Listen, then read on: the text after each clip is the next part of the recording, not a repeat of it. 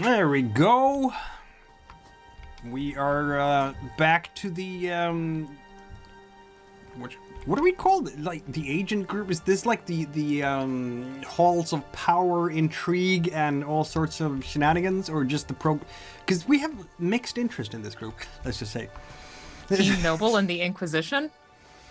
You have nobles and an inquisition, but also nobles that do not really align necessarily in their. There's the Order of the New Spear, there's the Pro-Imperials, there's Pro-Tricorian, Anti-Tricorian. It's a mess. Okay, is this the mess group? No, I don't know. I don't know that we could lay exclusive claim to that title. Unfortunately, I think we have our shit together better than the players do, so... Maybe. I'll let the jury be out on that. The audience can watch and judge. This show is rated R because people do horrible things to each other. For example, so far we've had Mengele-style experiments on human subjects who were still alive at the time. Some war crimes, some invasions by skeletal armies hell-bent on killing all living things, and yeah. I'm sure they're just misunderstood. Yes, cultural differences. You have to in their culture, it's fun. I don't know. Yeah. Anyhow, so that is some of the things we have. Unfortunately, we do not have Jessica Lapointe and Joshua Lapointe with us tonight because work shenanigans and little ones need attention. So we will have to just simply devote ourselves to the nobles tonight. Yes, nobility, the high society. The only people that really matter, right? Right? Yes. And on my overlay, the first person I have here is John. I have forgotten the format of this. I'm John. I play Promos Gol Monda, a guy with a boat, and his shadow power, the Duke Rovendo Allesella, the Emperor's shiftless party brother. Yes, that is pretty much it. And hopefully more competent than his older brother. Hopefully. I mean, he at least has some stats and abilities, unlike his older brother, who... True. I don't know that he has any abilities at all, aside from very high levels of alcohol tolerance, perhaps? I don't know. He has an important name, and that's the cards that we're dealt and what we have to work with. Indeed. Next we have Sin. I am Cincinnatus, and I am, of course, playing Lady Taralese da Bravaleti, who is an agent of Duchess Klenora da Spinalunga. Indeed. And she is in the same camp as said Duke Allesella, in fact. Politically speaking. If there were political parties, they would be members of the same parties, yes. And us trained political scientists, hi Jessica Birch, we are thinking about parties and such, like, a lot of times when we're not even when we're just on the screen, we do other, yeah. Occupationally damaged, we can say that we are, yes. So yes, why don't we introduce you? Speaking of occupationally damaged, yeah. I'm also a political scientist. For those who don't know, that is my 9 to 5. I'm a PhD student. Yeah. But for this purpose, I'm Jessica B. I'm playing Lady Brythanni Walliswaithe, although I think mostly Princess Folda tonight, her shadow power. Also the holder of a famous name who desperately wishes she had a shiftless party brother, or really any surviving family members at all. But sadly, it is just me and those who I can muster. Yes. You may also hear my cat, who's decided that she very much wants to participate today. So yes, the tail is Moriel. I'm not giving you an extra fate die for that, though. I'm sorry. Speaking of fate dies, the chalice is pretty darn empty, really, I think, at this point, unless I'm going to give you some of mine. I might be miserly about that. We'll see. Now, does anyone want to summarize last session? I could try. There was a lot. So first off, there was that disaster of a party where I almost ended up affianced to an 11-year-old. It was good times. There's visiting Paratorna noble, totally not a spy, with a live bird in his hair. It's the whole thing. Our hostess was possibly a vampire. I'm not sure. She was definitely trying to get people to drink some sort of weird concoction that tasted like blood.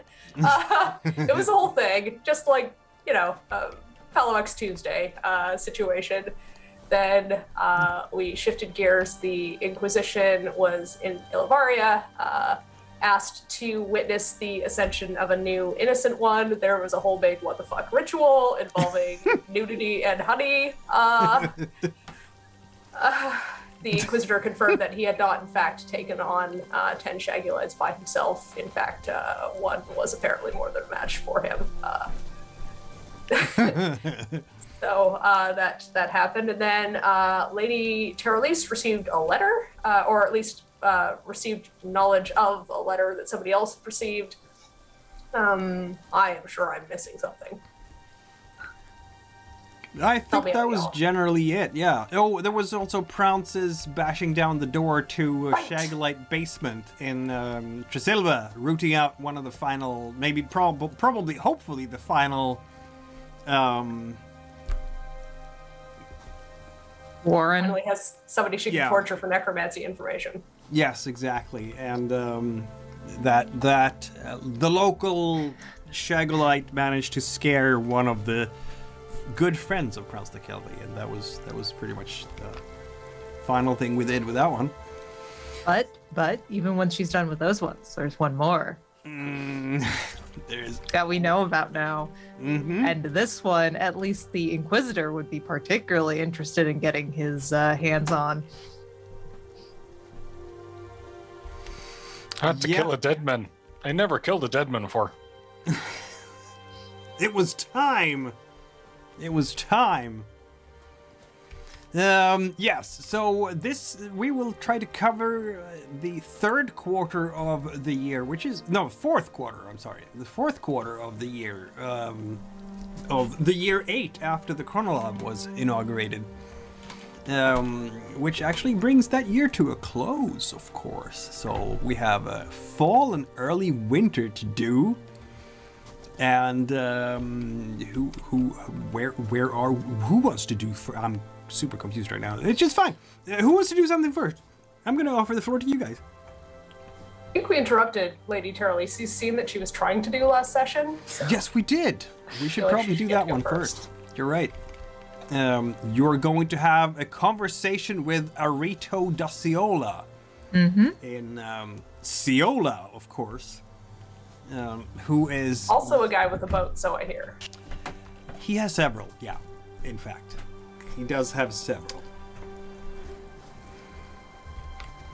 Yes, so let's do that. Arito. Ciola, I should describe Ciola to you, shouldn't I? Let's see now. This being in fall, apparently we have clear skies today. That's kind of boring. I want to use my weather effects. Never get to use my weather effects nowadays. Where's the driving rain? Don't worry, it's one of only 2 actually nice fall days that you actually get. Okay, fair enough. Ciola. I have... need the right page here.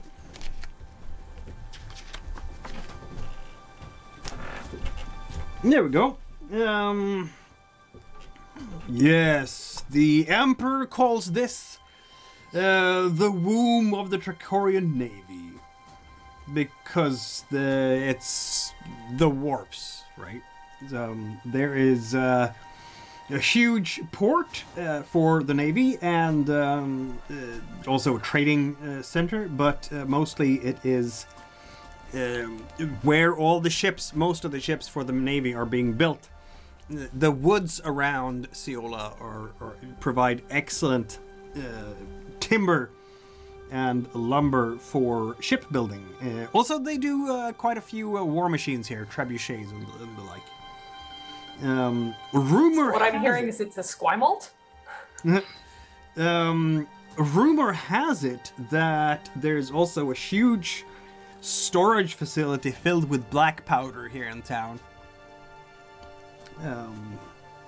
Though, how that's gonna go now that sulfur is suddenly a very, very, very rare commodity, that is a good question.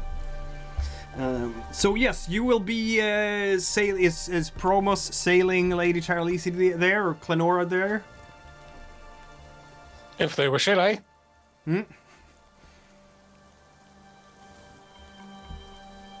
Klenora has agents for a reason. Yes. Of course she does. You want to see Arato. Will he want to see you? That's the question. I Is she feel... planning to give him a choice? Not particularly. Though, ideally, she'd like to start off on a good foot. Oh, I noticed that I didn't give you all the abilities there that you should have on the new sheet. Which is my bad. You should have nobility 1 as well. If you want to meet with the good shipbuilder, I'm going to prompt you to roll some dice here. We have your water, we have, you're a noble, you have some reputation, don't you? Yeah, a little bit. I'll give you a bonus die for the reputation, even though it's fairly low at this point. And I'll give you a bonus for being a noble. So that will give you 4 dice in total to roll to get, unless you want to add Machinator, of course. Yeah, definitely would add Machinator. And that's a little disappointing. It doesn't allow you to add modifiers to it. Yeah, I don't know how to do that yet. I have given you 2 extra base dice, so you can actually roll those as well if you want.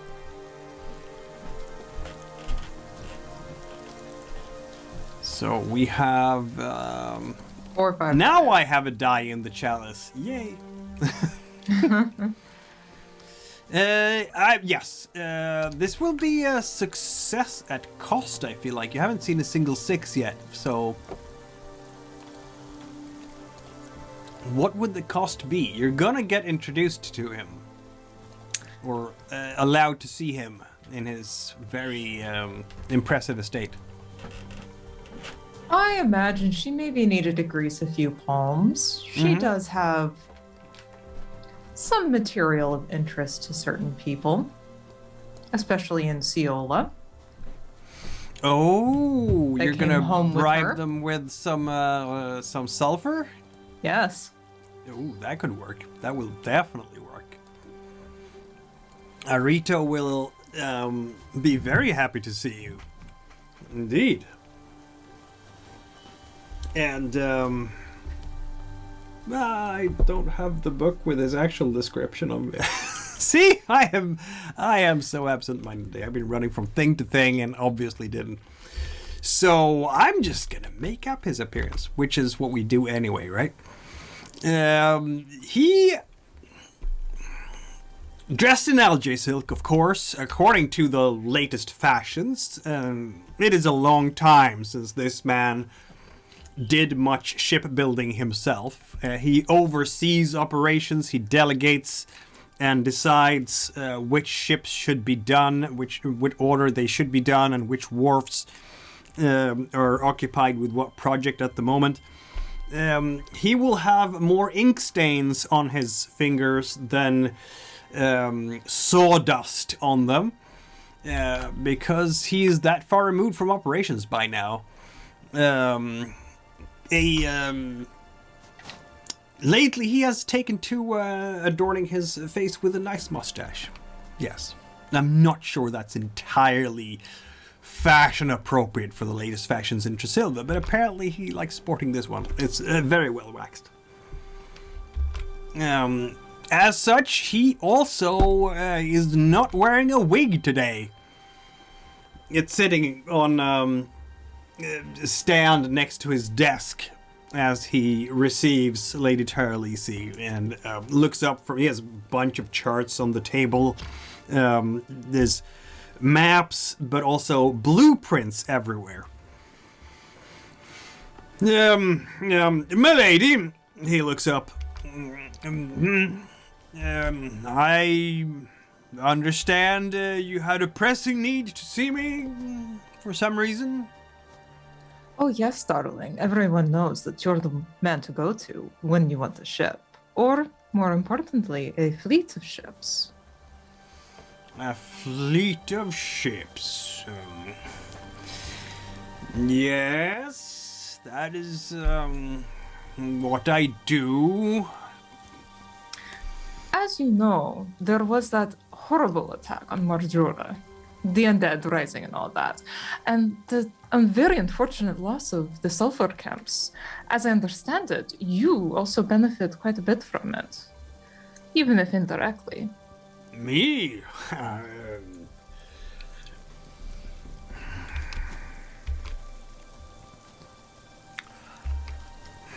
Do I benefit from that? Let's not piss about the buckets. And I know nobles such as yourself.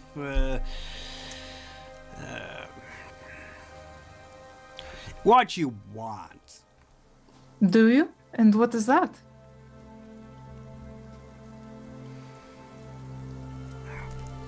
You are, as far as I know, a confidant of the Empress, right? Not me, but I know a certain someone who is. You work for a confidant of the Empress. Yes, but more importantly, the Bodak.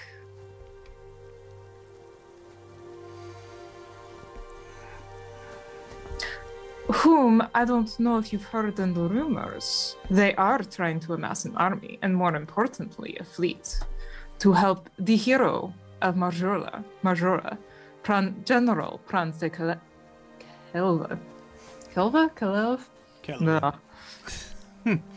My bosom companion, whose name I totally know. She totally knows it. I do not. Yes, the dim-witted junk jugglers in the Bodak wants to tell me what to do. I'm always at the Empire service, of course. Well, it's good to know that you're at the Empire service, because it certainly seems like there's some people who are against the Empire service. Traitors all, I say. Hang them by their toenails. Yes, like certain merchants that happen to deliver goods that cause rather catastrophic things to happen. But I think there is a way you can help make up for people like Malbrook's mistakes. Malbrook? Never heard of a Malbrook. Muggers I've heard of, and Shakellos I've heard of, and other trading houses. Malbrooks, not so much.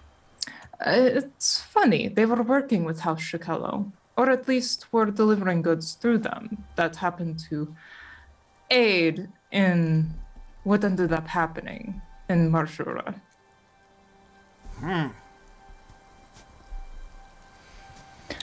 You're talking about a conspiracy from inside the realm.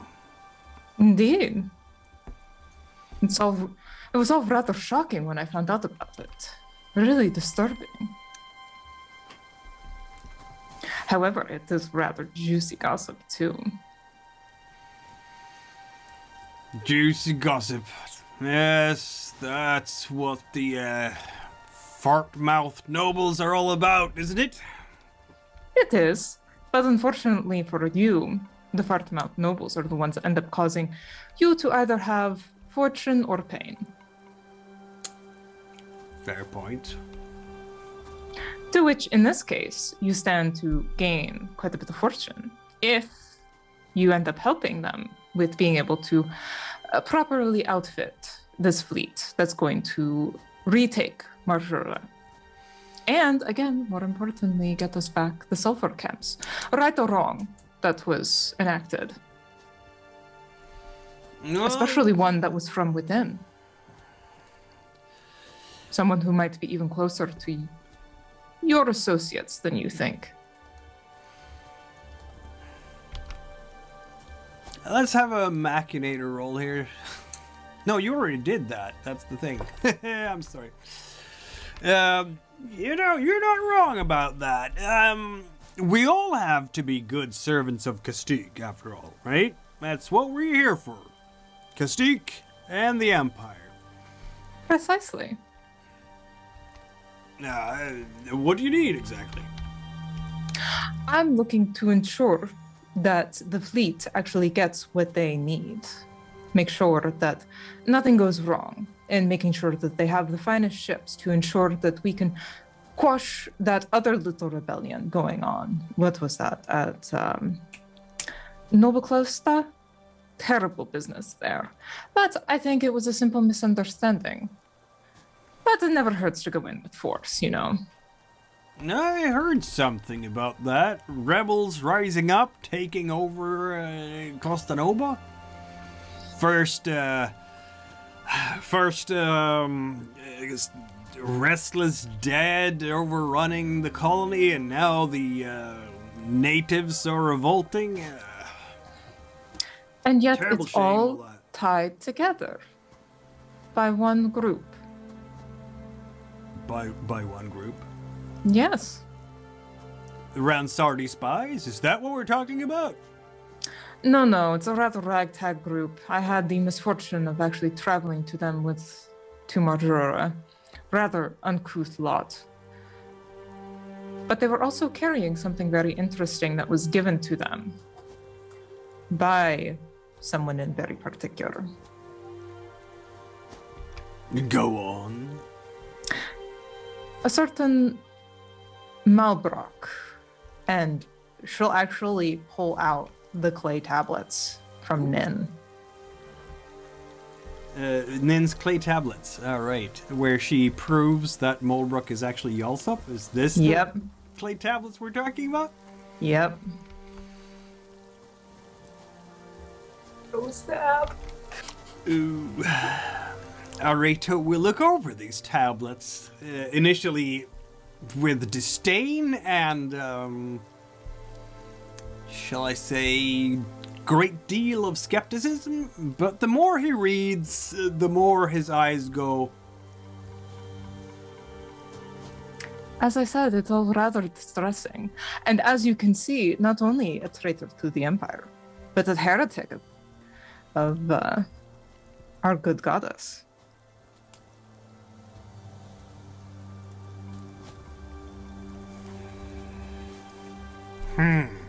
This, I mean, I can't say anything about myself, knowing, Molbrock or Duke Yalsup. I'm gonna roll water for him, see if he manages to get away with this blatant lie. Apparently not. Because you had, what was it, 3 successes, and he has the 1? Even if I spend, I'm sure he has Machinator. You don't get to his position without being a Machinator, right? I'd hope not. I'd hope not, right? So I'm gonna roll another die for that. That is Heaven quite a bit of forbid, nepotism all it would- otherwise. Heaven Right? forbid, all it would take was being a competent shipbuilder to rise to a high position in the ship. No, not in this world.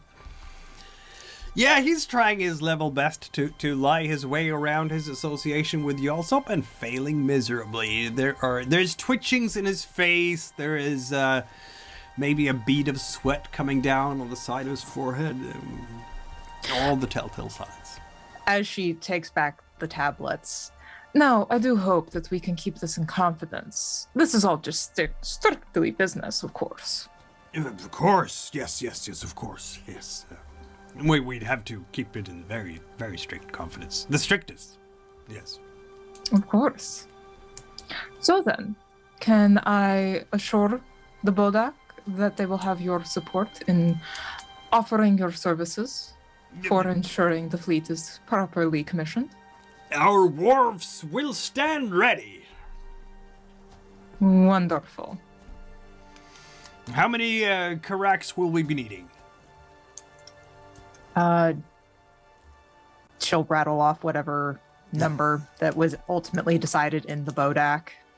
Right. I'm not sure what was decided in the Bodak. Maybe we should, in fact... I don't know numbers. I have people for that. Maybe we could do a scene for that, too, of course. I mean, we'd kept it rather vague in the talks just because it's been rather sparse, but... Yep. Yeah, Rovenda and Klenora kind of came to an agreement that he would fund it if his name is kept out of it. Yep. So you've got Rovendo's money. Mm-hmm. Yeah. Yeah, no, that's absolutely true, and I'm thinking that I mean, Yalsop will probably stand by that as well, but yeah. The question is more like how many ships in total it would be. Like, in short, let's go in here. I have some source book material around this because of course I do. Let me just open it up. There it is, I think. Isn't it? Let's see.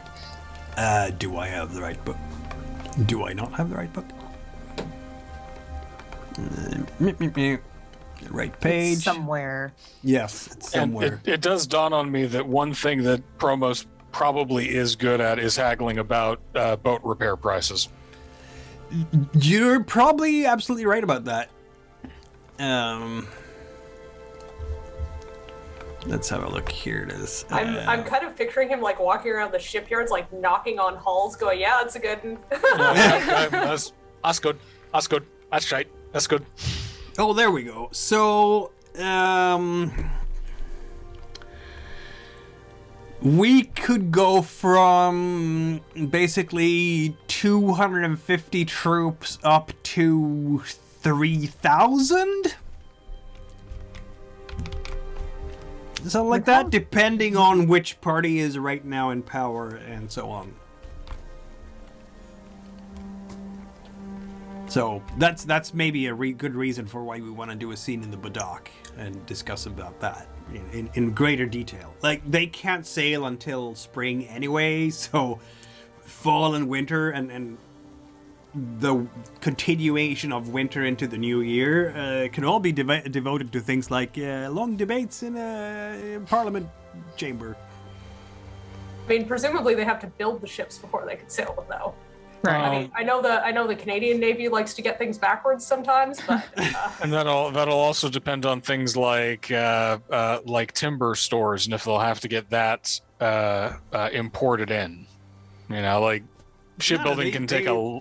They have the lumber right outside. It's fantastic! Right outside Ciolus. All right, that makes it a lot faster, so that's less of a delay. Great. That's why this is the wharf, right? The shipbuilding wharf, because they have the timber right here. They just go out in the hills and chop it down and haul it in. But yeah, I mean, the Dracoria can be a bit backwards sometimes. Certainly, they can decide on, let's send that part of the Navy and then build some new ships to replace those ones in case we lose them. That can happen. That has been known to happen. Do not presume that there will be a miracle of effective decision-making here. No. This is much more Michael Cohen's garbage theory of decision-making and garbage can theory of decision-making than anything else. Jess B is familiar with that theory probably, but I'm not sure that John and Sin are. A little. My dude, I have had a front row seat to some of those types of proceedings. Decision making is not a rational process in the real world. It's more, I have a solution. I want to use that solution to whatever problem comes around right now. That's garbage. You pick two a randomly selected problem and a randomly selected solution that you just happen to have on hand, and then you just kind of try to combine them. That's the theory. I work with academics enough that, yeah. Anyhow, so yeah, no, he will be very enthusiastic about, and of course, he's gonna take care. Really, anything that lines his pockets in terms of policy he's completely in favor of it. What really has irked him here, and I think you will be entitled to know a little bit about that with your machinator role. He's very worried about his association with the Allsop right now, because if it comes out more widely that Yalsop is in fact a traitor to the Empire, which probably wasn't Yalsop's plan to begin with, then his leadership of the new sphere suddenly becomes very shaky, or rather, the members of the new sphere will have serious problems associating with his organization because, is it really loyal to the Empire? Was that your plan all along? Maybe. Just a little. Just a little. I have a feeling they might, yeah. I think that encounter with Arito was fairly successful. What do you think? Oh, I think it was fantastically beneficial. I got 2 birds with 1 stone. You did. Let's have a look again. Your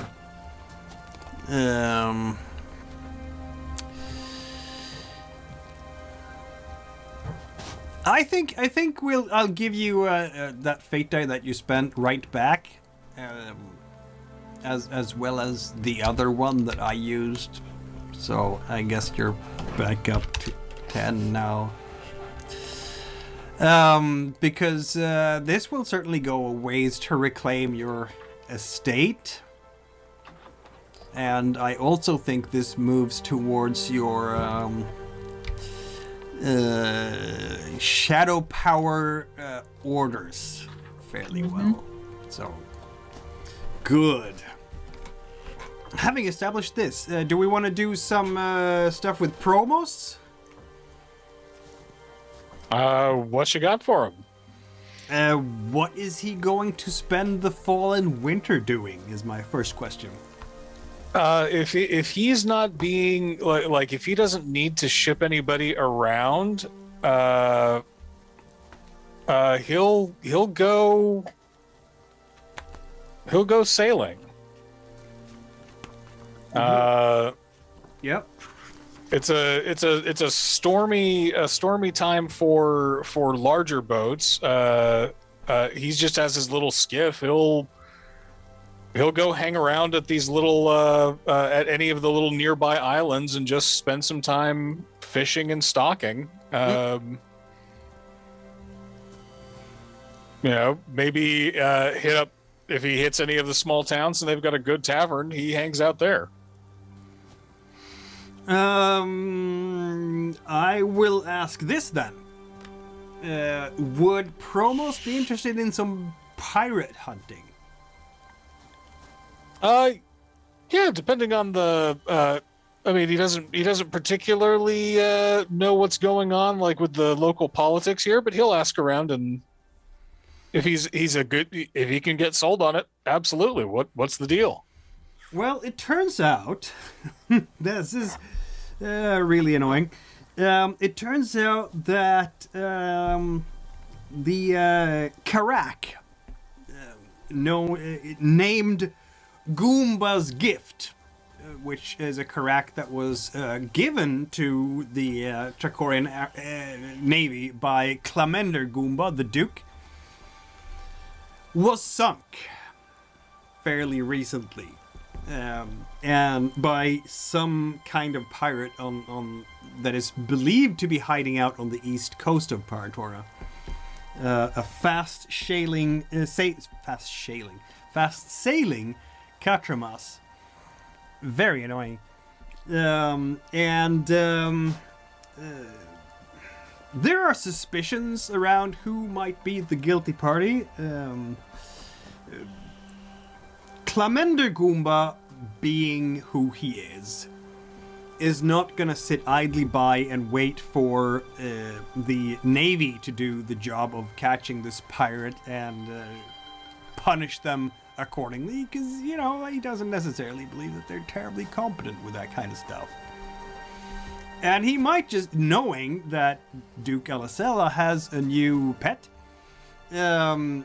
might just come down to said Duke and ask him to use his pet to chase down this nefarious criminal who has insulted Gomba's pride. It's not Gomba's ship anymore now. It's the actual Navy ship, but it bore his name. It's Here an you got a insult. guy with a boat. Yes, so you have to get a guy with a boat to deal with this. He's not going to talk to Vemsika. She's part of the new sphere, right? If Allesella's involved, he's gonna wet his beak. How much is your pride worth? What a mercenary. Mm-hmm. Okay. If that's how it's gonna be, let's have a roll You off. can't put a here. price on such things, which I mean a lot. I certainly can. Let's see now. We need to have. Where is that one? Shadow powers. I'm sensing an emergent theme in this evening's Yes, I session. haven't actually updated your Allesella sheet here with the new one. No problem. I'll get there. Yes, we're all shady fuckers. Yes, we are. Oh, I was just thinking pride and naval shenanigans. Yeah, I'm gonna have to get ourselves Goomba in here, because he's a most shady fella. Klamender. And he's definitely gonna take up the contest with you here for conversations. Let's go. Let's see if Allesella gets. Fucker? Let's see if Allesella gets bullied into Yes. into asking his buddy a favor. This is exactly the thing. He's definitely going to try with that. Allesella has... how much water do we have here with Allesella? That's a 3, of course. You have Machinator 3 as well. Unfortunately, right now, you only have the 2 fate dice, so you can only use the 2 dice for this. Use the same pool as Promos. On the other hand... Okay. Your Destiny and Bane, I'm sure, can help out in some way sooner or later. Well, right now, to uncover and quash rebellions for Allesella is not really helping him talk to Goomba, but I'm sure hurting Yalsop could help. So, Duke Yalsop sooner or later, so that could help. You have, let's see now, you have Hook, Gossip, and Rabble Rouser as Machinator abilities. Which one would help you more here? Let's have a look. I have a feeling it will soon be discovered that Duke Yalsop is guilty of all manner of crimes. No, not at all. I mean, I'm Honest, upstanding citizen. What was that? I'm perfectly willing to throw one of my fate dice at him, because I'm sure Klenora and Rovendo have a relationship of some kind, even if Yes. it's incredibly toxic. Oh, it's the worst. Throw in fate As die then. frenemies, Feel free. I hear. Exactly. So Taralese is throwing you a fate die, which Okay, so that then you have your 3 that you need. All right. So how many dice am I rolling in total? You will be rolling 6 dice in total. I'm just checking if there is a special power that you can use while doing this. Hooks, you can discern an NPC's darkest secret. If you win a water roll using at least 1 fate die, you can make up some dirty secret that they might have. The severity of Let's this hook absolutely is... blackmail this guy. The severity of this... 100%. Yeah, the severity of this hook is your number of 6s plus 1, and in a rhetorical conflict with the target, you gain bonus dice equal to the severity of the hook until the hook has become public knowledge or events have made it irrelevant.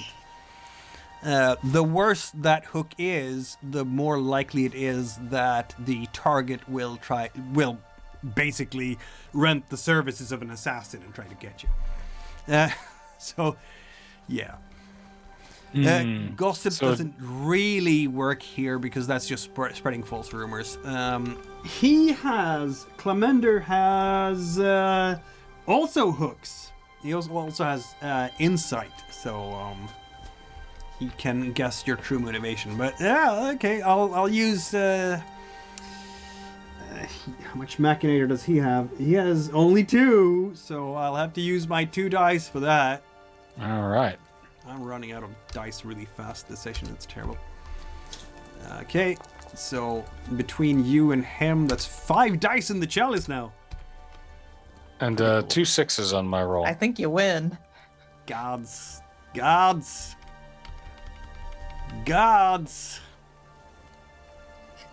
6s. That's horrifying. Okay, I'll roll mine then.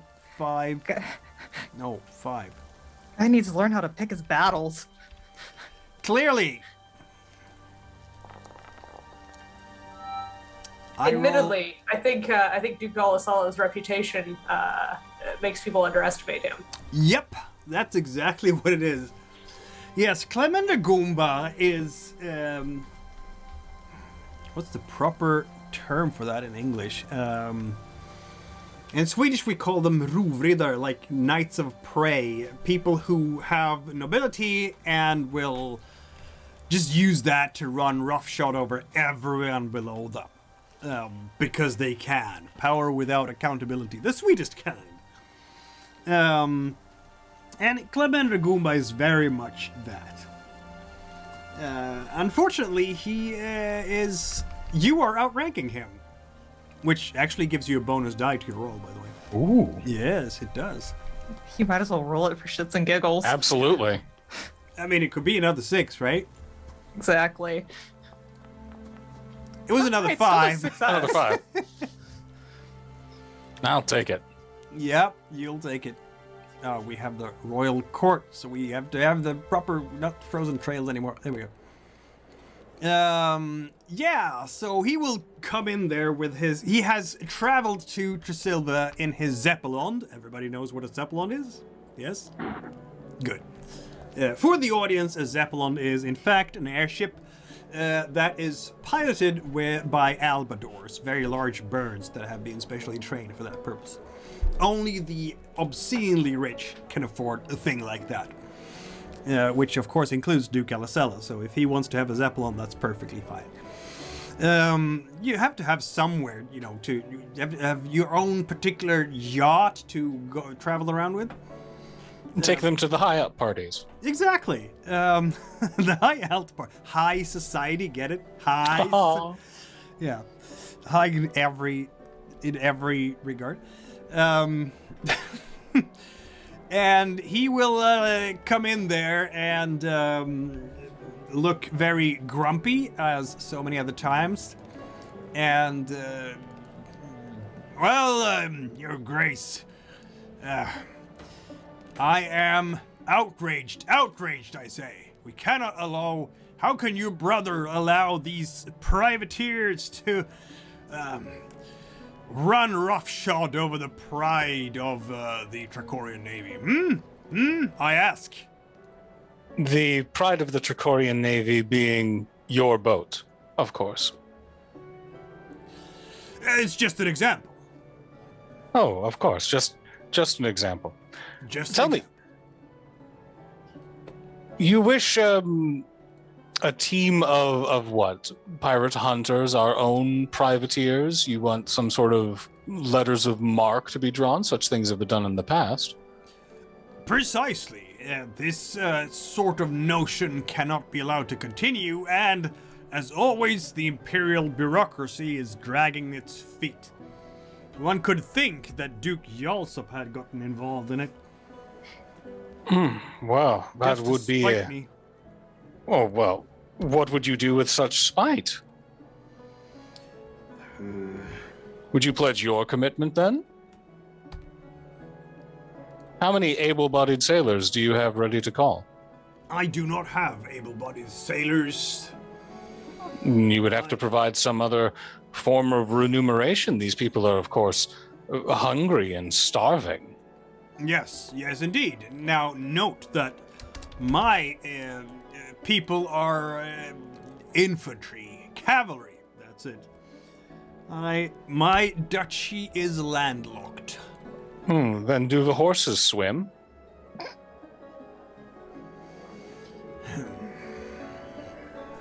As well as any horse could be expected to, except possibly a seahorse. Ha ha ha ha ha ha. Oh, clever puns are not beneath us. What was on this boat that you're so wound up about? My name. What right did you have to have a boat? You're landlocked.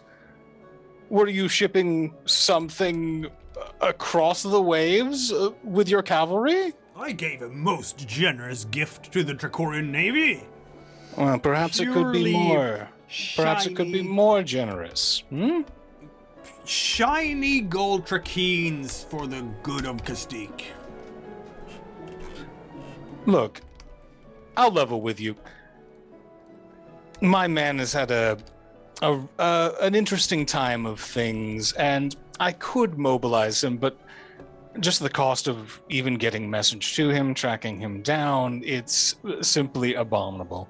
If you provide him with, say, a team, he could probably reach the assailants that got your boat, but of course, he would be doing so under my letters of marque. You would have to, well, grovel is not perhaps the right word, but you would have to boast of my aid to you. You understand the cost of this. Scowl.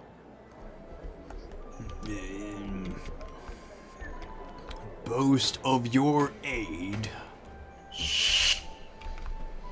If my brother's navy is too slow for you, I know a man with a very fast ship.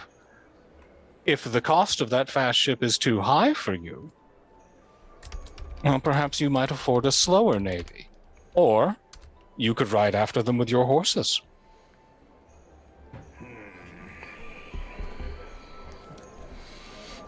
The entire court shall hear of Allesella's grandeur. Enjoy the crudité. You now have a hook level 3 on Goomba because of that roll, which gives you 3 bonus dice on all your water dice on him. All right. Klamender Gomba will be firmly in your camp. Then Allesella will alert the rest of the Bodak that he should have some good press coming soon, and that Goomba is squeezed. Goomba will say, I can send my brother. He needs the exercise. So he'll alert Klenora of that in a little gossip-filled, rambling personal missive. Mm-hmm. Trimbolt Goomba is also a charming person, of course. They're all charming, right? Charming as a cockroach. Yeah, that's about it. Yeah. Let's see now. Where's that?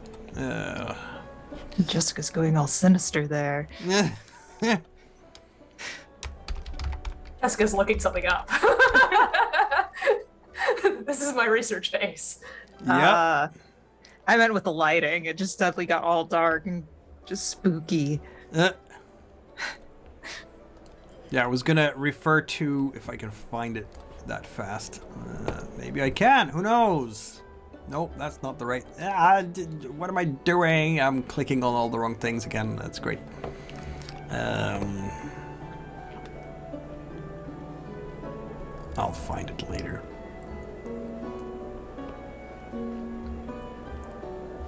There we go. And as long as he can send message to Promos, Promos will engage in some privateering. Yeah, he can do that. Trimbolt is known for rolling rocks down on the serfs from his castle rolling down the hill, just to keep them on their toes, so they know who's boss. You have to have a pastime, as a noble. Hey, real quick Bodak question. Is this a guy that we particularly want to keep around?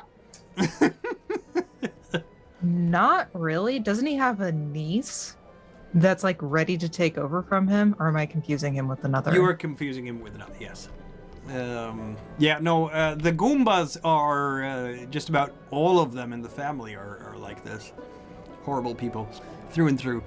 Though it is true that the sister Linvina is in fact of a marrying age and as of yet unmarried. There might be an opportunity there, Allesella. They seem like horrible, unpleasant people, and I'm not sure if Allesella wants to tie his imperial name to any of that. So That's a fair point. Yes, they are horrible and unpleasant people. To be fair, they are apparently supporters of the Emperor and control Civolium, a majority of the Silvolium. Yes, that's exactly what they do. So would it be in our best interests for whoever succeeds this fellow to step into that? Is that person more pliable? Well, if Klamender dies, then his younger brother Trimbolt would take over. So you'd have to kill both of them. I mean, accidents happen when you're out hunting. They do have it's a ship. a particular fondness for hunting. And not in a nice way. A bit of bad wine. That boar was awfully nasty. They You really should have been more cautious. They hunt skeks more than once for fun. And skeks, of course, being the quite sentient people living in the Criffer Woods. Yeah. They're basically like humans, but have like big spots on them, which help them a lot with camouflage. And they have also managed to domesticate mustelons, which is like a giant ferret, basically. It's about the size of a very large wolf, perhaps. They're very effective at hunting down prey for them. And the only people known to be able to domesticate ferrets are the skeks. But yeah, the Goombas do hunt them for sports. So yes, they are terrible people. You're absolutely correct.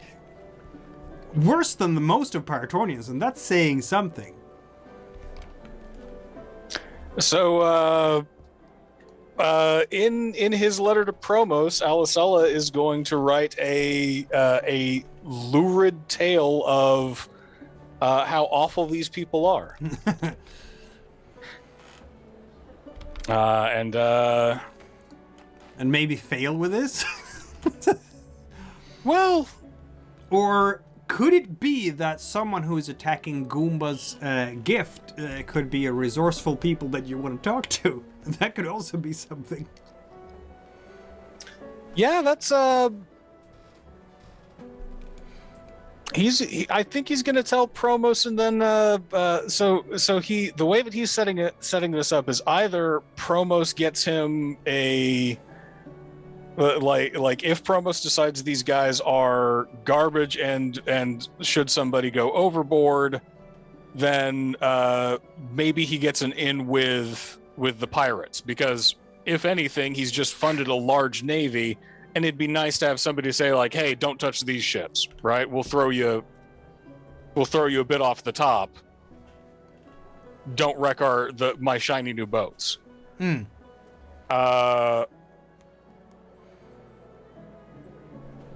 That's it's kind of win-win for him whether or not this fails or not. He either gets the credit or he gets new allies. Yeah, basically, yeah. That's either he gets allies in the form of privateers that are not under Vemsica's sway, or he and possibly get rid of nasty character. I mean, the reason Klamender Gomba is kept around by the throne party is that you need to keep as like you don't have all the old ducal families stitched up for your party, right? Like Belisiria and Tremelda, neither of those families have obviously declared for the throne. They haven't declared for the new sphere either. They're just kind of sitting on the fence at this moment. So the biggest question for Allesella is how quickly does he think he could maneuver the first heir's death? If the second one dies on this pirate adventure, Yeah. how quickly can he take out the guy at the top? That could work. I'm actually gonna do a thing here and activate our Paratorna map since we're doing intrigues here, and I'm gonna put down all the ducal names for you guys so you can see them all. Yeah. I think I did this a while ago, but it was way before you joined, John. So it's well worth, and maybe as a reminder for the audience as well, it's well worth doing again.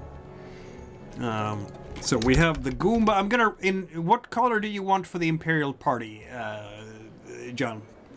Let's for the Imperial Party, let's go with like a bright pink. A bright pink. Yeah, easy to see.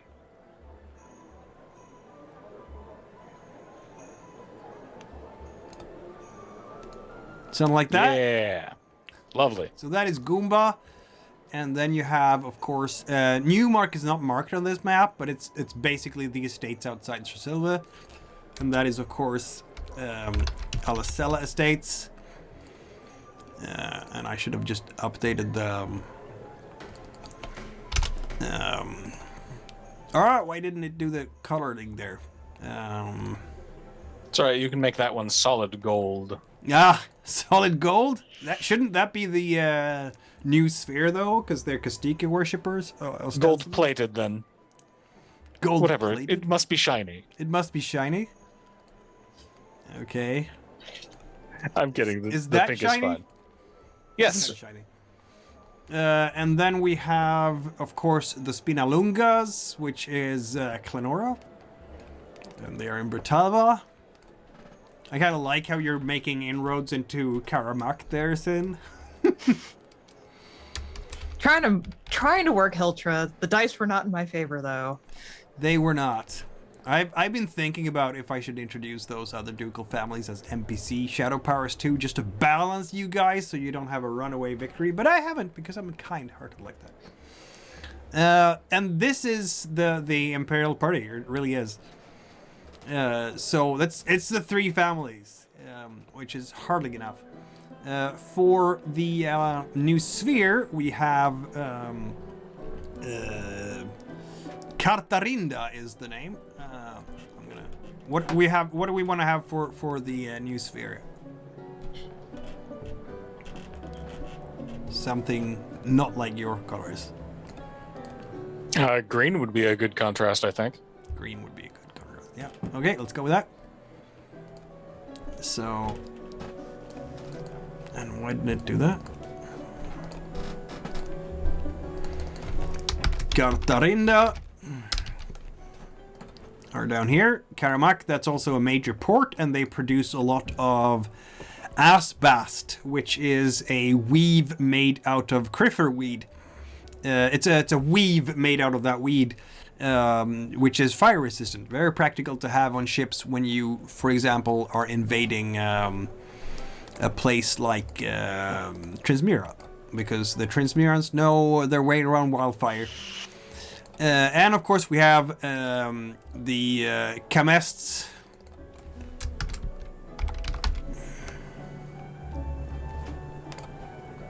They are also new sphere, obviously. Yalsop the Kamesti, that is his seat, Kamest. And that is really the people in the new sphere that are in the ducal level. And then we have neutrals being, I'll give them white color, I guess. That works.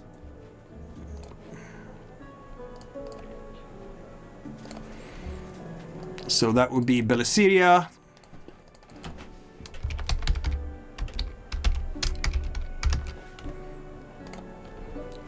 And Tremelda in Bralorga. And that's the families there. So you can see that there's a tender balance here. If you kill off Gomba, you will have to gain Belisiria or Tremelda to make up for the difference.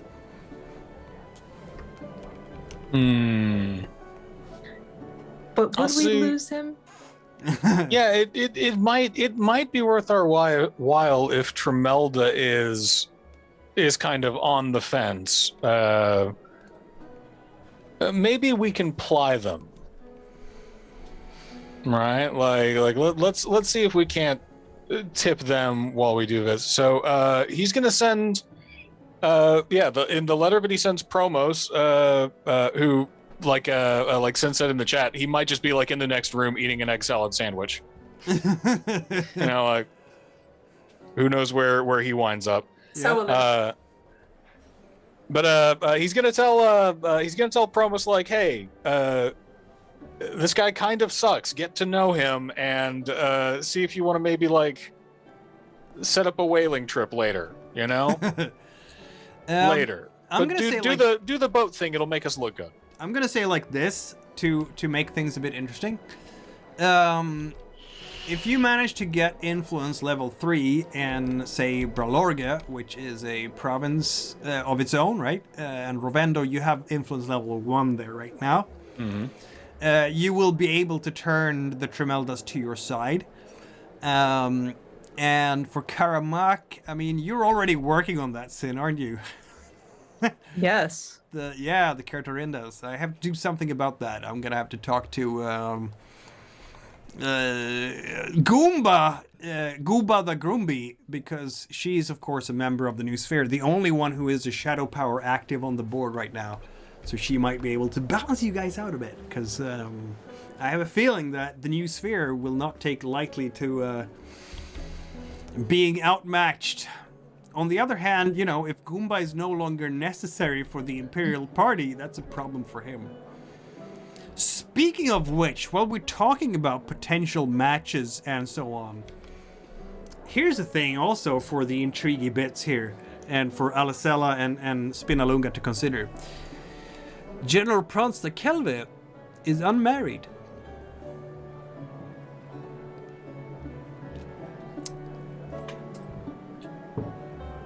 I mean, we're all bachelors and bachelorettes here. Yep. Honestly, the only one who's got a leg up on us is the princess, who's apparently I was gonna say, I don't know about Frankenstein. you, but I'm engaged. But does he know? It was his idea. So yeah, there are some potential ties here that could be made, should one want to. Who is the general being the hero of Marjura? I think her stock has kind of risen on the marriage market in terms of eligible singles. Yeah. For now, he'll instruct Promos to see the boat thing through and get that done. Don't kill him yet. Yep. That sounds like a kind of do everything in your power to make sure that this asshole actually gets home safe. I feel like Promos doesn't really need to be instructed to not kill people. Or maybe he does. Who knows? I think it's more, I know he's going to piss you off. Don't kill him. Fair enough. Yeah, Promos is very much like boats. Lots of times folks go out to sea and don't come back. I mean, he's already been implicated tangentially in the murder of one member of the Digarolunga. I don't know nothing about that. That was an accident. Everyone saw it. Sometimes the folk fall off a boat. Yep, exactly.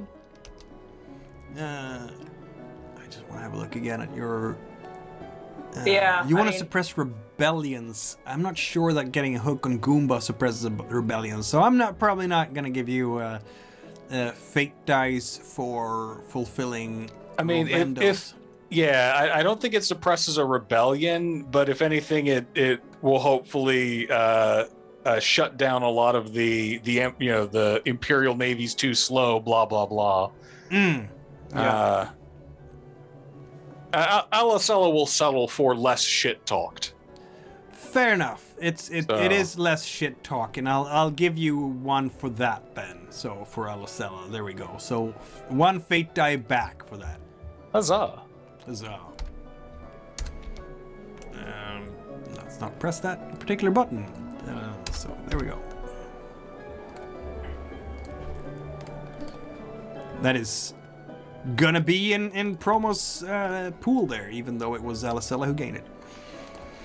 All right, let's see how things go on the other side of the puddle, shall we? All right. Namely, Palamux. Everything, I'm sure, will be fine. I can see no reason for anyone to worry about that. Oh. Has my beer order arrived?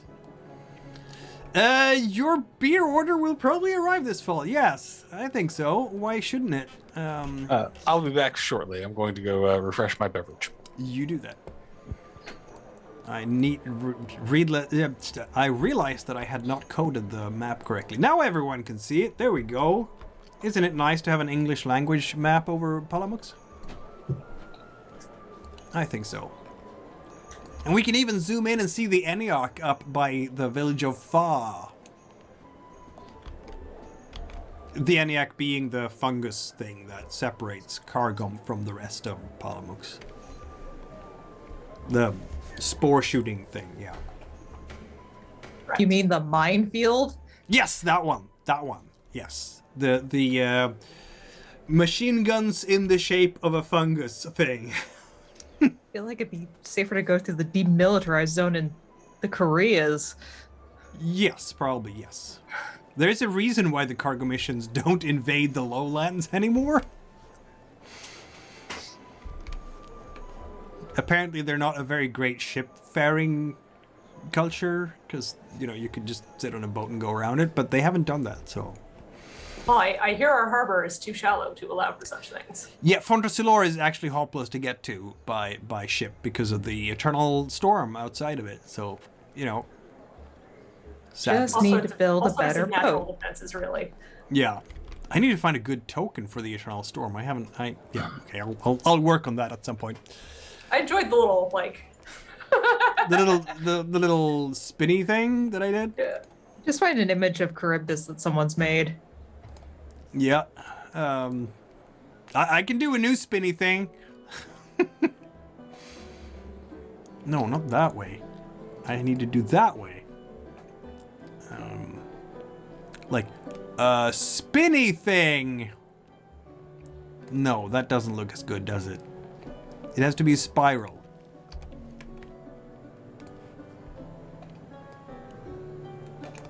Oh, and I finally remembered to put the rest of my stuff on the princess's sheet. Oh, goody. Experiences and things. Ah, yes. They're helpful. I thought she lived a cloistered life.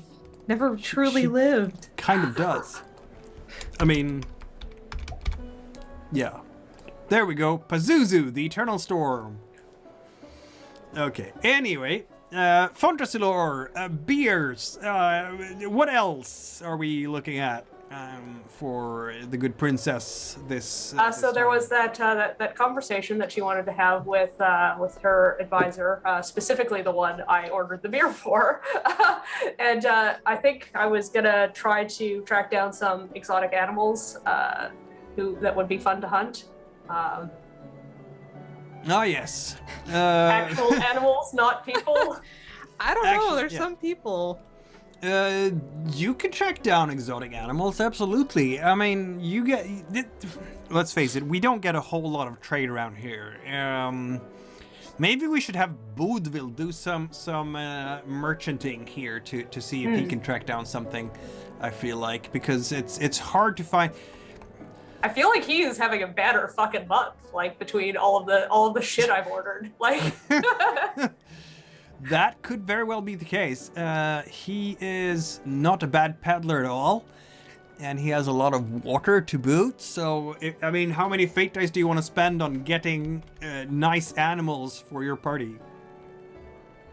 Oh, how many am I at right now? That's an excellent question. Let's have a look at that. I think I put them on Folda herself. No, I did not. I put them on Lady Brythanni. But not on that sheet, but the other one. Okay. Why is there nothing here? That's weird. Oh, I think I know where they are. There they are. Okay. Your Magister had them. I'm gonna transfer them to Lady Brythanni immediately. What does he need them for? He never goes anywhere. I don't know. Just hides in libraries constantly. Yes, I know. It's because the sheets are exactly next to each other. So Makes when I sense. clicked on one, I managed to open the other one. I guess I could also send him and Lady Brythanni to go and talk to that guy who wanted me to fund his archaeological expedition and totally had a secret agenda. I would love to enjoy the prospect of having the two of them together in one room, probably standing as far apart from each other as they could. But both having been given instructions and trying to work together.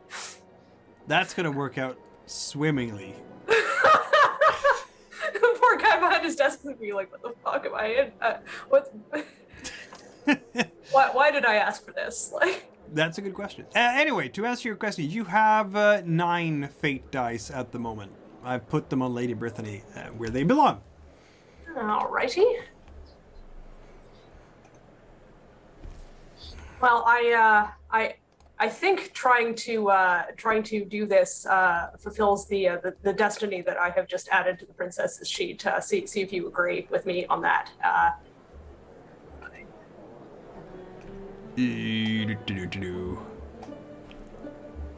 hope you can see it. I can't see it. Oh wait, oh, there it is. I was looking at the wrong one again. No. Oh, there we go.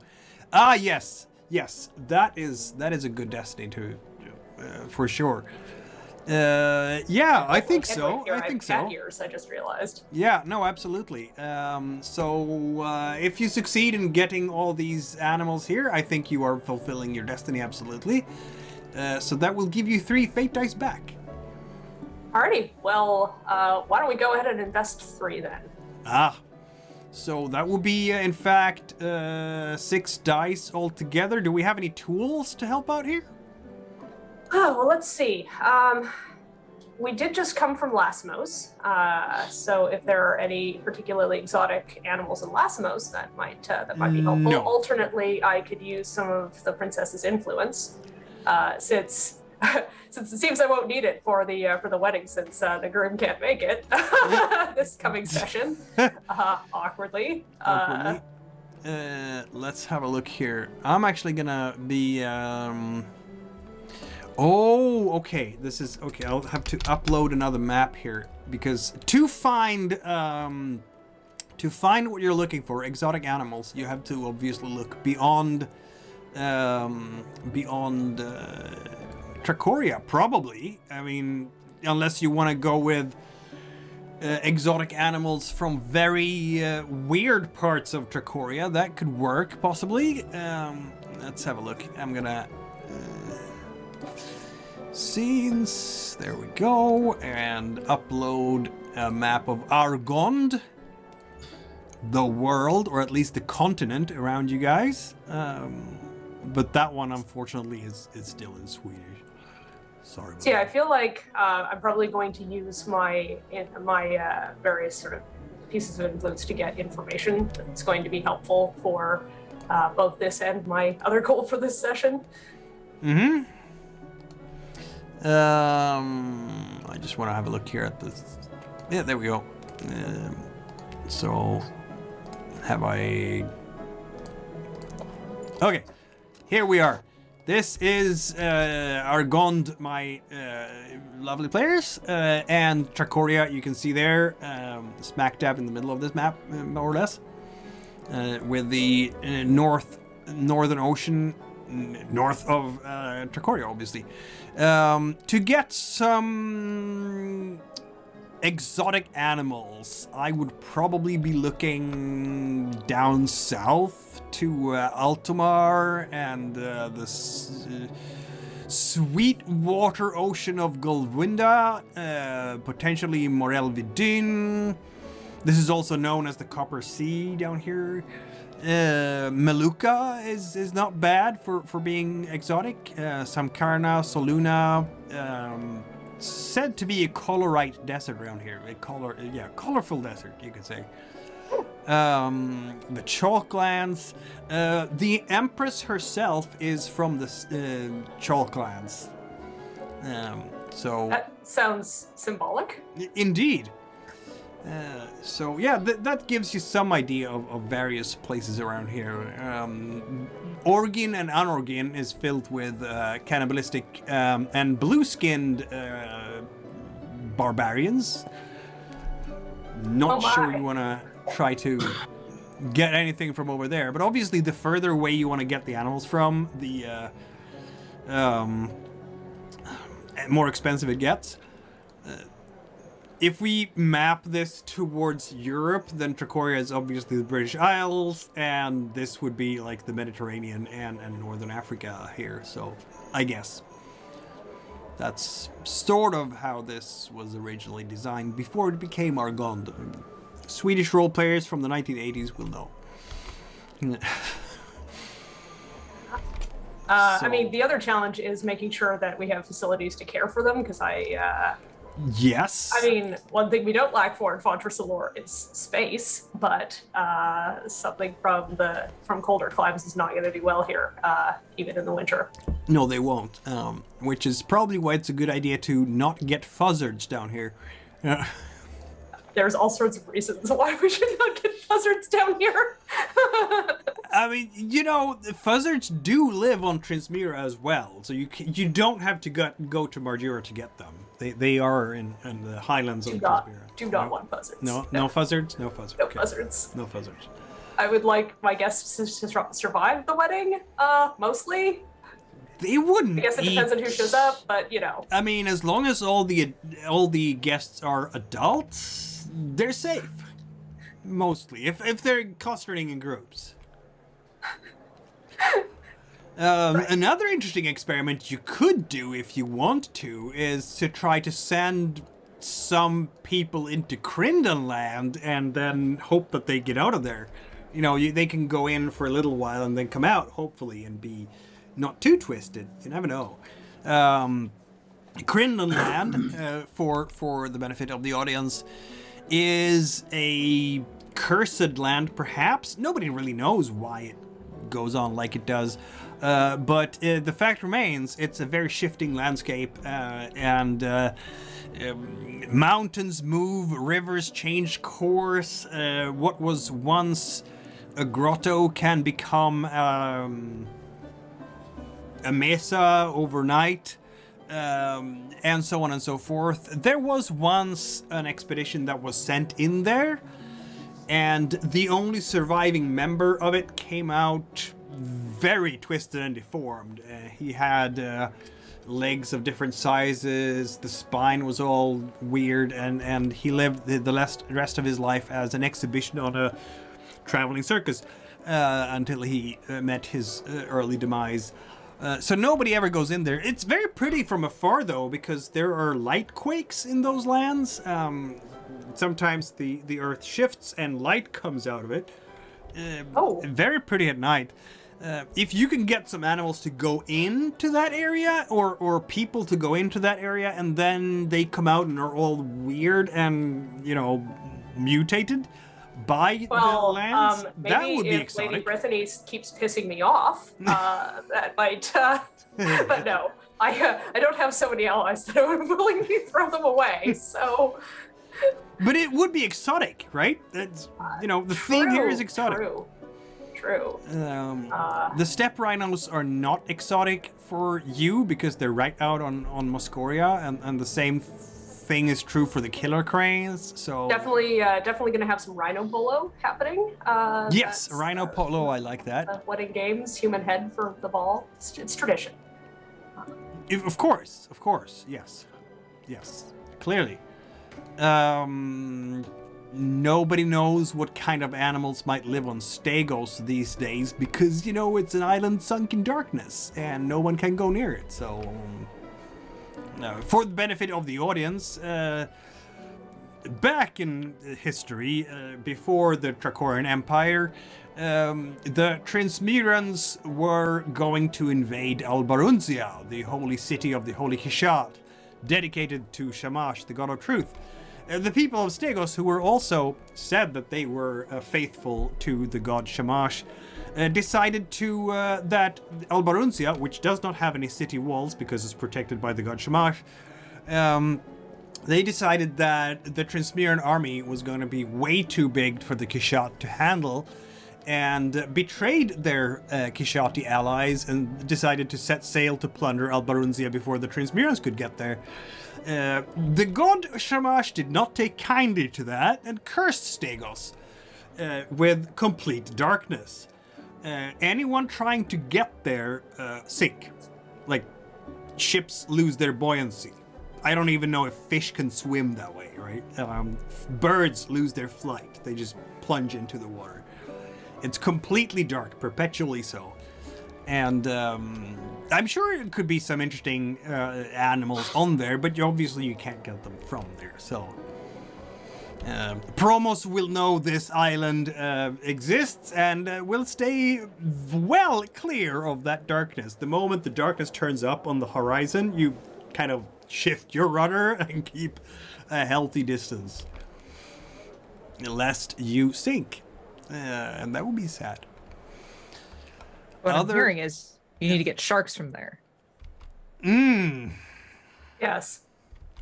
I mean, I almost feel like we're doing this in the wrong order because this could also be a cover for the other thing I want to do. All the things you want to do. Yeah, it's a list, isn't it? Which I love, by the way, because it's fun. But I was gonna. Yeah, which order do we want to do this? Getting the exotic animals here is going to take a long time if they come from a far away. That's okay. I hear the omens for a wedding in the next season were just terrible. So we have to, as respectful servants of the gods. Fair enough. Yeah, that makes sense. So we might postpone the acquisition of exotic animals then. Oh, no. I was saying I have time to wait for these animals to show up. You know what you could get? Some maybe not the Skeks, but maybe you could buy a Mustelon or two from the Skeks. Ooh, fun. That's not too far away. Polar bears? I feel like that would be hilarious. To watch a bunch of Palanoxy nobles try to take down a polar bear. Polar bears, that could work, yes. Although the challenge will be keeping them in a cool enough environment. Yes, also the challenge will be if you get them in winter, and here's the challenge. Let's go back to Argond again. And making sure they have enough to eat, because yes, that too. But I was thinking more about these challenges, the geopolitical ones. So you have Tracoria here, right? You have Ransard to the east, directly to the east. That is arch enemy of Tracoria, really. There's been 2 wars with Ransard already in Tracoria's existence, and Tracoria won both of them. That's how Safina was conquered, in fact.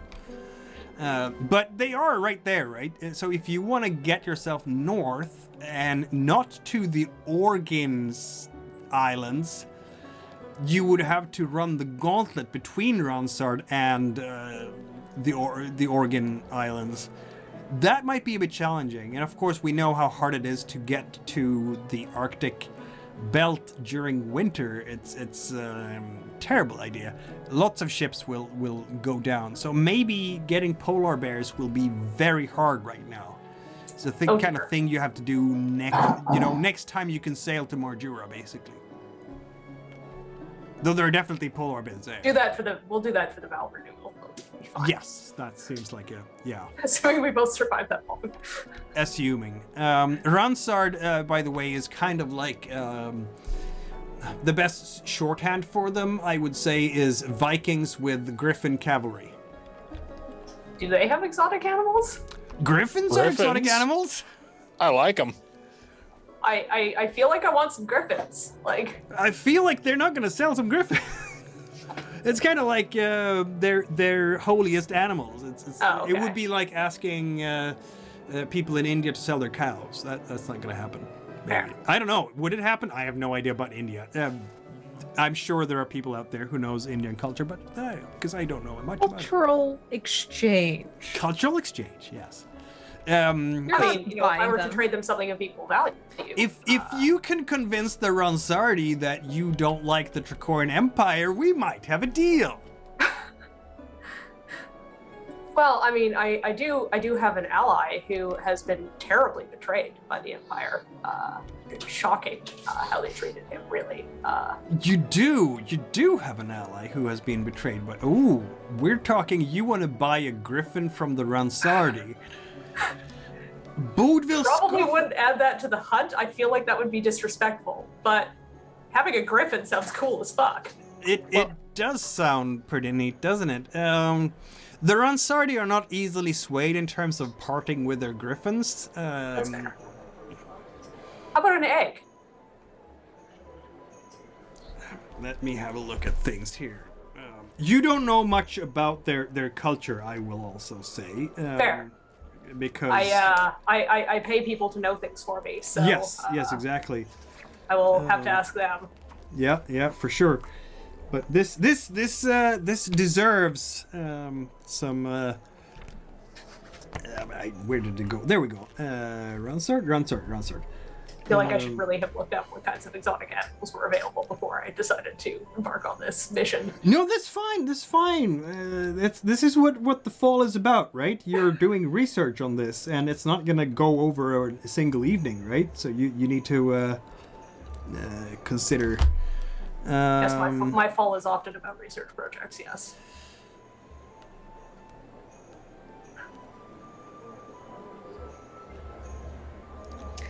And you could still involve it in the hunt. Someone just gets to use it as a mount instead. Depends on whether I manage a griffin or an egg at that point. I imagine the latter would be a little messy. He would have to. Let's see now. Bodeville Scoffer would have to find a Ransardi merchant, I suppose, which is not easy in Tricoria, but he might find someone in the city of O or in Corald, just across the ocean from Safina,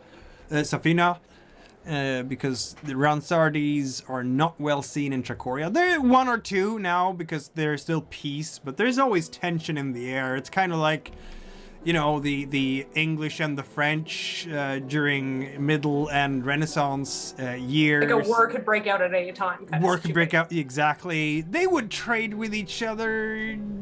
Yeah. Tensely is the word. Have very passive-aggressive, very expensive parties. Yes, exactly that. Though the proper parallel to France on this map is really Magilra due south, which is another arch rival of Tricoria's. So Tricoria has like two powers that are constantly rubbing up against her, which is Ransard and Magilra. Corald is neutral in all this, in the city of O as well. So those would be places where Bodeville Scoffer could go and try to trade for a griffin if he dares. Is he the kind of guy who likes a challenge, or is he more the easy money kind of merchant? I think he is more the I'm gonna have another look at the specifications for this gentleman. Though I do feel that he's probably more the easy money kind of. That's what I remember off the top of my head, but I might be wrong. Even then, he does owe his patron. He does. There we go. I'm just wondering if it should be him who's handling the negotiations, or. I think he's. I mean, my preference would be because he has the best stats for it, but. Yeah, no, I think he is probably the one who should do that. Yeah. Unless you want to send your secretary, I don't think. No. Your Absolutely not.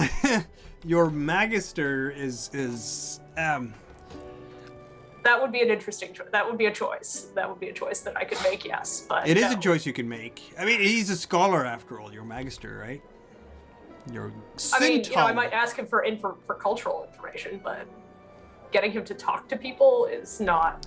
That is not the best. No, if you wanna have, let's have a look here at our good magister in your court, and see what his scholarship rating is. If I remember correctly, I believe it's 2.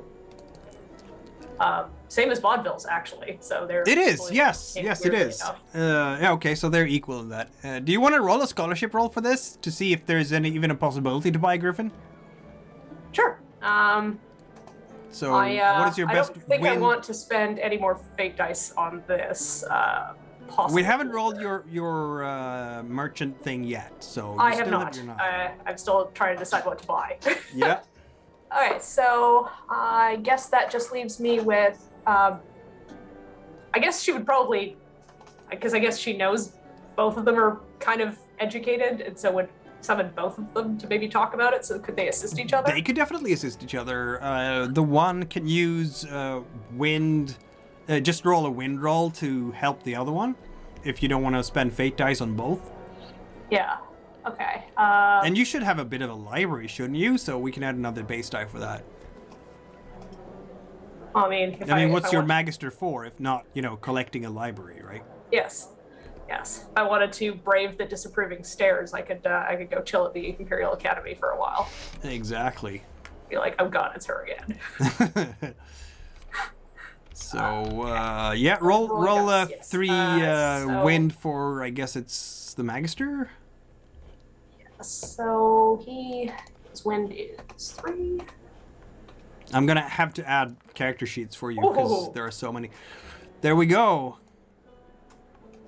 Why are you still called Graphicanus? That's weird. An error, obviously, because Graphicanus is dead as a dodo. Graphicanus is super dead. Super dead. Okay. Can't Oh, I see... think I know why. That is because I haven't. I'm gonna release the character of Graphicanus from you and give you Folda instead. There we go. That's better. Fixed it. Perfect. Okay. That is in fact 2 bonus dice to your other roll. I can't see what Vaudeville's wind is. Oh, I'm so sorry.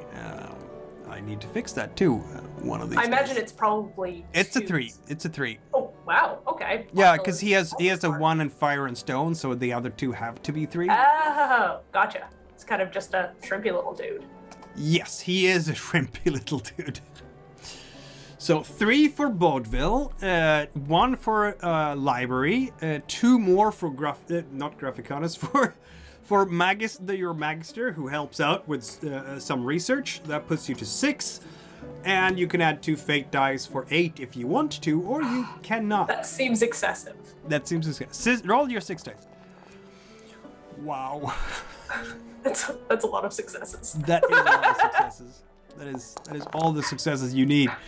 Yeah, there is no way in Ashtar's realm in the underworld that you would ever get your hands on a griffin, because the Ansari consider them deeply sacred and have apparently a belief that their griffins can only rest on divine soil.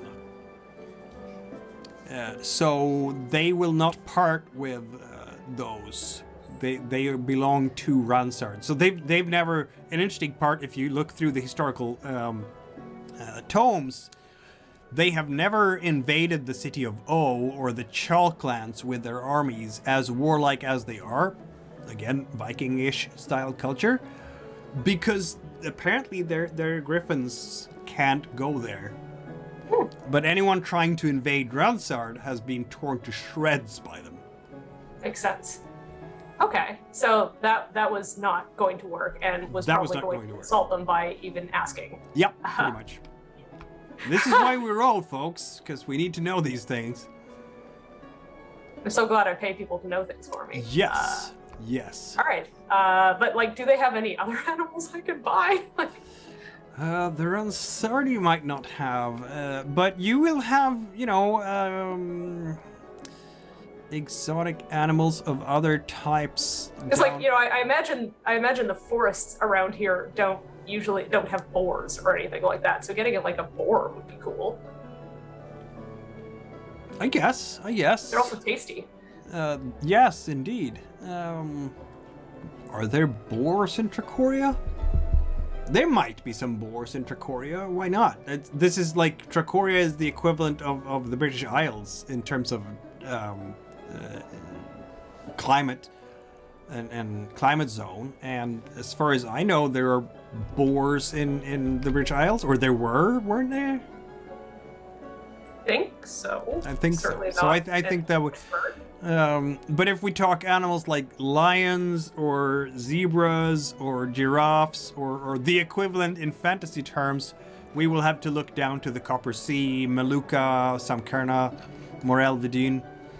I mean, I'm also not opposed to buying animals from the France equivalent if they have some. The McGillrey, and of course you have Clomelia, which is kind of like Spain, I guess, or maybe Catalby. Because I feel like it's less dangerous to sail there this time of year. Than Yes, that would absolutely be true. Clomelia or Catalby, I think those would be good choices. certainly not treacherous. I'm just going there for the animals. Yes. No treachery at all. It's just okay. You're just talking to yes. No treachery at all. Just buying some animals from McGillrey. I see. Yes. I'm a frivolous noblewoman. I'm allowed to have weird ideas about things that I want at my wedding. It's my day, goddammit. You're right. Goddamn You're it. right about that. This is who could complain about that, right? I will be sure to be as spoiled as possible. You're gonna have the weirdest poodle. Yes, she will. Okay, I'm gonna tell you a Groomed little to bit within of an things inch of about its life. Morel Vidin, which is not a separate kingdom. It's rather a label for that part of the continent. And you will have the Dragonback Mountains in the east. And you will have a great jungle down there in a rainforest called the Morgitter Woods. There are cities, they're more like city-states and castles around there. I mean, given that I'm pretty much the definition of more money than sense, I feel like I need an ocelot, like, on a leash. Like, There I feel you like go. That's the thing that I should have. Very interesting flora. What else do we have? All sorts of interesting jungle animals. Gorillas. Ooh. Jaguars, tapirs, sloths, anacondas. Well, I mean, tapirs are pretty important to our history, if I'm recalling correctly. Although probably shouldn't hunt them for that reason. Tapirs are indeed very important for the Palamuks, yes. And that's why Although you should acquiring some for symbolic reasons would be great. That would be great. There's apparently also forest elephants in the eastern jungles, as well as exotic spices and poisonous plants and bugs. I could go like old school, high medieval weddings that just have like plates of spices just on display. Yes, I like that. And I olive trees. am rich. Look at all my spices. Behold our pineapple. Exactly. Look upon it. Do not touch. Yep, you don't eat thing like If that. you pay me 3,000 gold trachines, you may stroke it with one finger. Exactly. Wine, dates, She's taken. olives, what else? Corks, actually. Yeah. Oh, it sounds like I'm going on a shopping trip to Crocodiles. totally non-treacherous shopping trip to France, equivalent, but also jungles.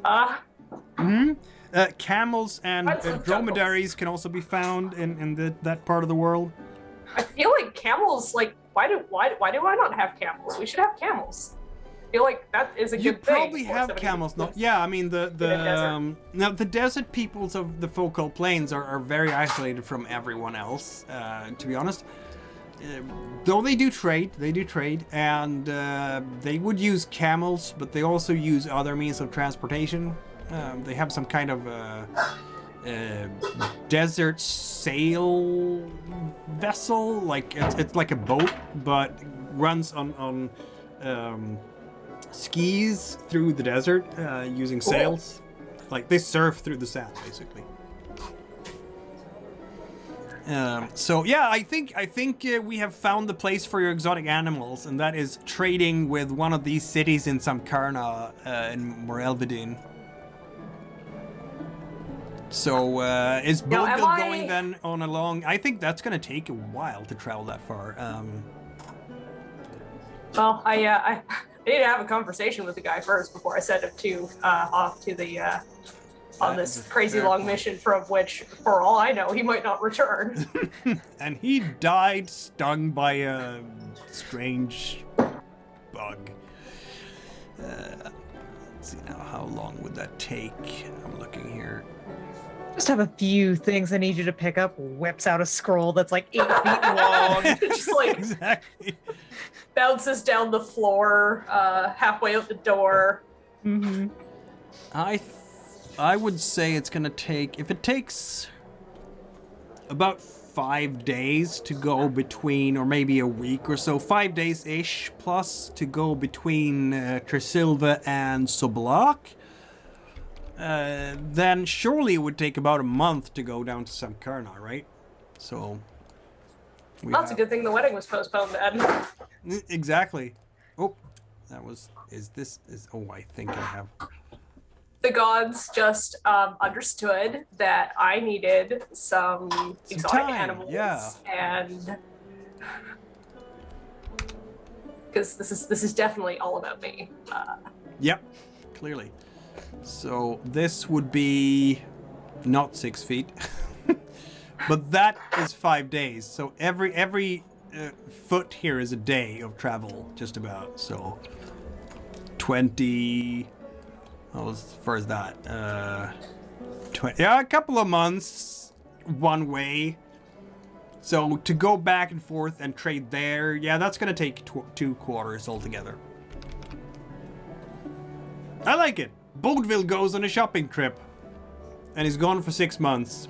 He'll be back in the summer, in the early part of summer, with exotic animals. So this may be sort of an after wedding event kind of situation. Yeah, it might be. It might indeed be. But that could be cool too. You need to have a summer festival in Fontainebleau, right? When everybody's enjoying things, buskers and elephants, apparently. Unless it's like old medieval weddings or like Indian weddings where it's like actually lasts like a whole month. I mean, we're talking about the. It's a little awkward because I was doing research about this, because of course I was, and like there's a whole huge role that the bride's family and the groom's family are supposed to do, and you're just like, it's literally just the 2 of us. You still want to get together and exchange presents? Sure, all right. Okay, let's have. Does that mean that we're not rolling for Bodville Scoffer's merchanting this time, because he's in fact not gonna do any merchanting until the spring anyway? It sounds like. Yeah. So like, is that? I guess that's not anywhere on the influence map too. Did I just screw myself for my next turn? Is that what happened? Maybe. Yes, the influence map ends with Tracoria, so there you go. This is This is the influence map. I mean, I guess I don't have to send all of my merchants with him. No. You can send Mostly just him. You can send just him. Absolutely. You don't have to send. No, I mean, you don't have to send the rest of them. He's all that's needed. So I hear. Yeah. He's your minion who will go there, and he will travel away. He's gonna look a bit grumpy over this very important task, but only for a short moment until he realizes that how much profits he could make from this when he finally gets home. Right? Because he's certainly not forbidden from also buying other stuff. Other things, indeed. And the ship that I send him in is probably excessively large because, I want to make the right impression. I don't think he's going to buy an elephant. An elephant or a caravel sounds, for 2 months, sounds like a bad idea. But smaller animals, proper maybe a crocodile or two, that kind of stuff. Oh, yeah, because crocodiles are so much easier to transport. Well, you just have to put an elastic band around their snouts. He doesn't know that.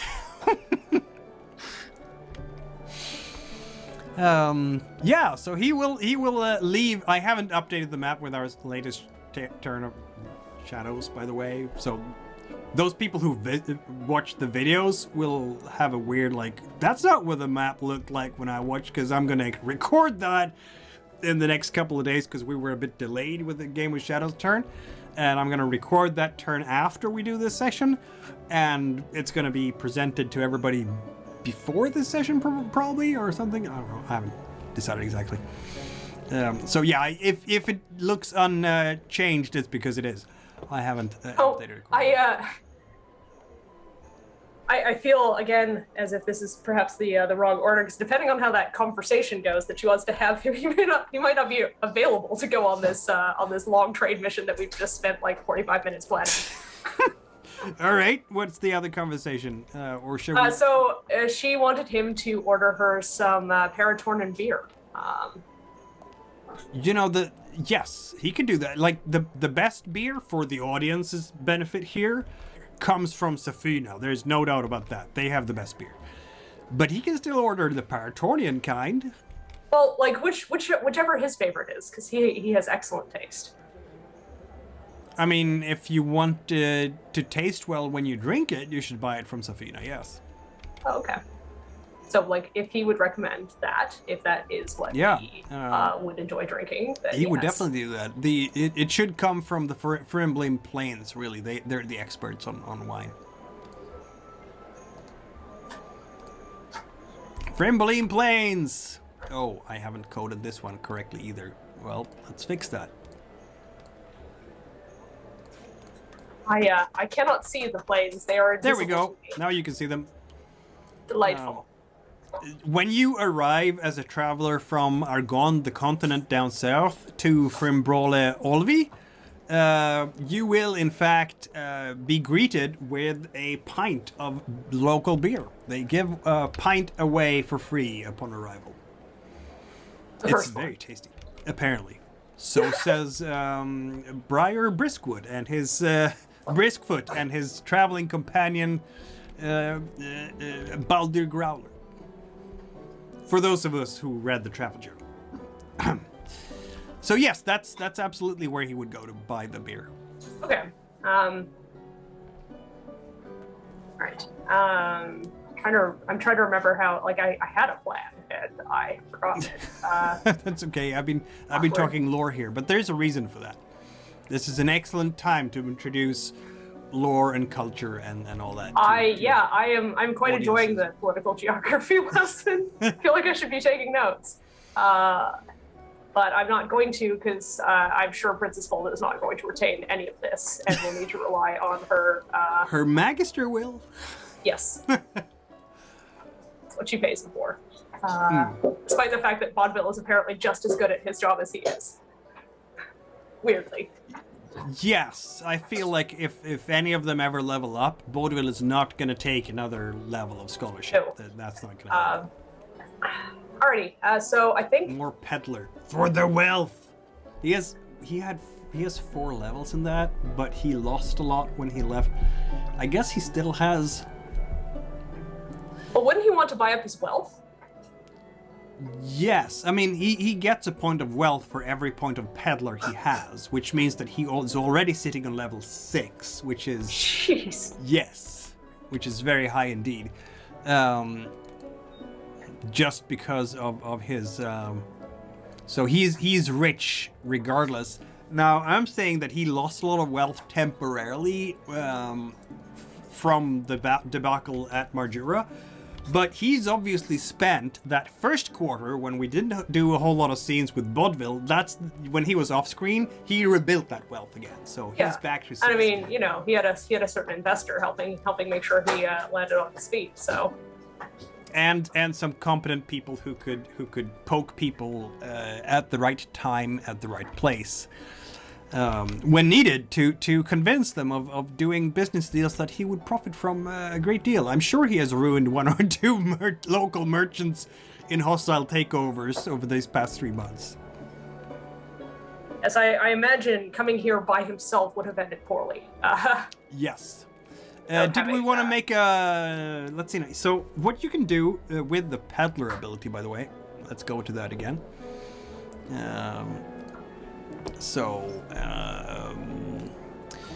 At an appropriate time during the game, maximum once per session, you roll water and at least one fate die to see how your business is doing. Every roll takes at least one scene. Difficulty is normally a 2. These rolls... Yeah, okay. Level 4 is... He is not quite among Tracoria's biggest merchant houses yet. Level 5, he will be on par with Shakello or the Mongers. I have a feeling I know what his goal is. Ever so slightly. So let's roll water for him. He has 3 and at least one fate die from your pool. To do the to see how his business is going, yeah. Oh, to see how his business is going. Okay. Yes. 1, 2, 3, and I am spending a fate die, am I? Yes, you are. Okay. That is 3 5s, which is enough to you needed 2, so you're fine. Business is in fact going well. He's maintaining his current level. He has not made any terrible blunders. He hasn't found any amazing opportunities. So business for this quarter is okay. Presumably sort of getting back to where he was. Yes, that's basically what he's been doing. So I will get back to... Oh, the Chalice got another die. I'm so happy for the Chalice. The Chalice needs its dice. Are we gonna do a peddler check here for, I mean, he has 6 dice, so buying stuff again, in this system is, fairly straightforward. His wealth is 6, so he can buy things. He can buy expensive things. And in this case, where did it go? Wealth. This is like the trading and intriguing session, right? That's what we're doing. That's why I said I'm sensing a theme. There's just like voyages by ship. Yes, he can buy up to things. He can buy a luxury yacht at this point. He can buy stuff that would cost up to 10,000 silver decori, like a galleass or a galbalon. Or a small merchant house. So if he wants to basically buy big feast, he wants to have a gala feast, right? And he wants it for a really large number of people. I'm gonna say that's gonna be a level 3 expense to prepare for your... No, it's gonna be more. I just wanted some beer. That's all I wanted. If he decides to be extra about it, that's on him. For some beer? I mean, how many barrels are we talking about here? This was a setup to a conversation. I just wanted enough for 2 people to drink and an excuse to get him in the room with me. That's literally... He buys some beer. There we go. He doesn't have to roll for it because he's way above the need for rolling for this. Like, I feel also like the princess maybe didn't specify when she asked him to get her some beer to try, and so like he probably did buy way too much for her purposes. He probably but that bought a is bunch of barrels. fine. Yes, of fine. course, your grace. I shall acquire some beer for you. And then he goes down to the market district in Fontasilor and tries to buy like 5 barrels of the finest Safunian beer he can get his hands on, which is gonna be like a business expense of 3. So feel free to roll 6 dice for him when he's doing this. He needs 3 successes. He's probably gonna get 3 successes, I feel. Don't jinx him. It's him. Oh, there we go. Yep, that's 3 Don't successes. jinx him. And with 6s in there as well. Yeah, he comes back with 10 barrels of the finest Safinian beer, and he will come back to your estate, make a flourishing bow. Your Grace, I have acquired beer for your upcoming feast. The finest Safinian beer. They only had about 10 barrels in their warehouse at the moment. So I didn't even know Safinian beer was available for purchase in Fortress Law. However, did you find it? Oh, a local merchant who was desperate to sell his cargo because apparently the local gentry is not terribly interested in beer. They wanted to buy wine and strange spirits from Meluca and Morel Vidin. I do not know why. Interesting. Foreign stuff. Thank you ever so much. I do like trying new things. And you said this is your favorite as well, yes? Well, I try to drink wine as well whenever I can. You know, one has to go by the finer things in life. But when I do have to indulge in beer together with less fortunate, and he touches his algae silk fur-lined cloak, I would tend to go for this. Yes, I would do that. I see. Yeah. Yes, I've been doing some research. Thank you again for escorting me to Lascaux. It was most enjoyable. And apparently this played a large ceremonial role in various ceremonies my ancestors would have participated in. So I'm not much of a beer drinker myself, I must confess, but I thought I should, at least, if I were going to indulge, I should get the best.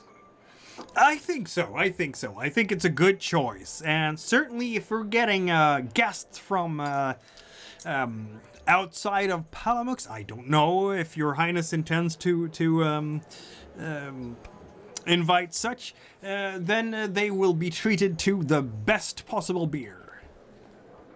I so appreciate it. Thank you. While I have you here, there is something that has been bothering me, and I wonder if you could please advise. I'll Do you do recall my best. when you assisted me in figuring out that strange response RSVP that I received from that Paratorna gentleman? Oh, yes. Lord Briar, yes. Yes. I recall you had said, and please, I do value your honesty. You have been so helpful in being frank about such things. You had said that whilst Paratornians might pretend to enjoy socializing with foreigners, they despise us all.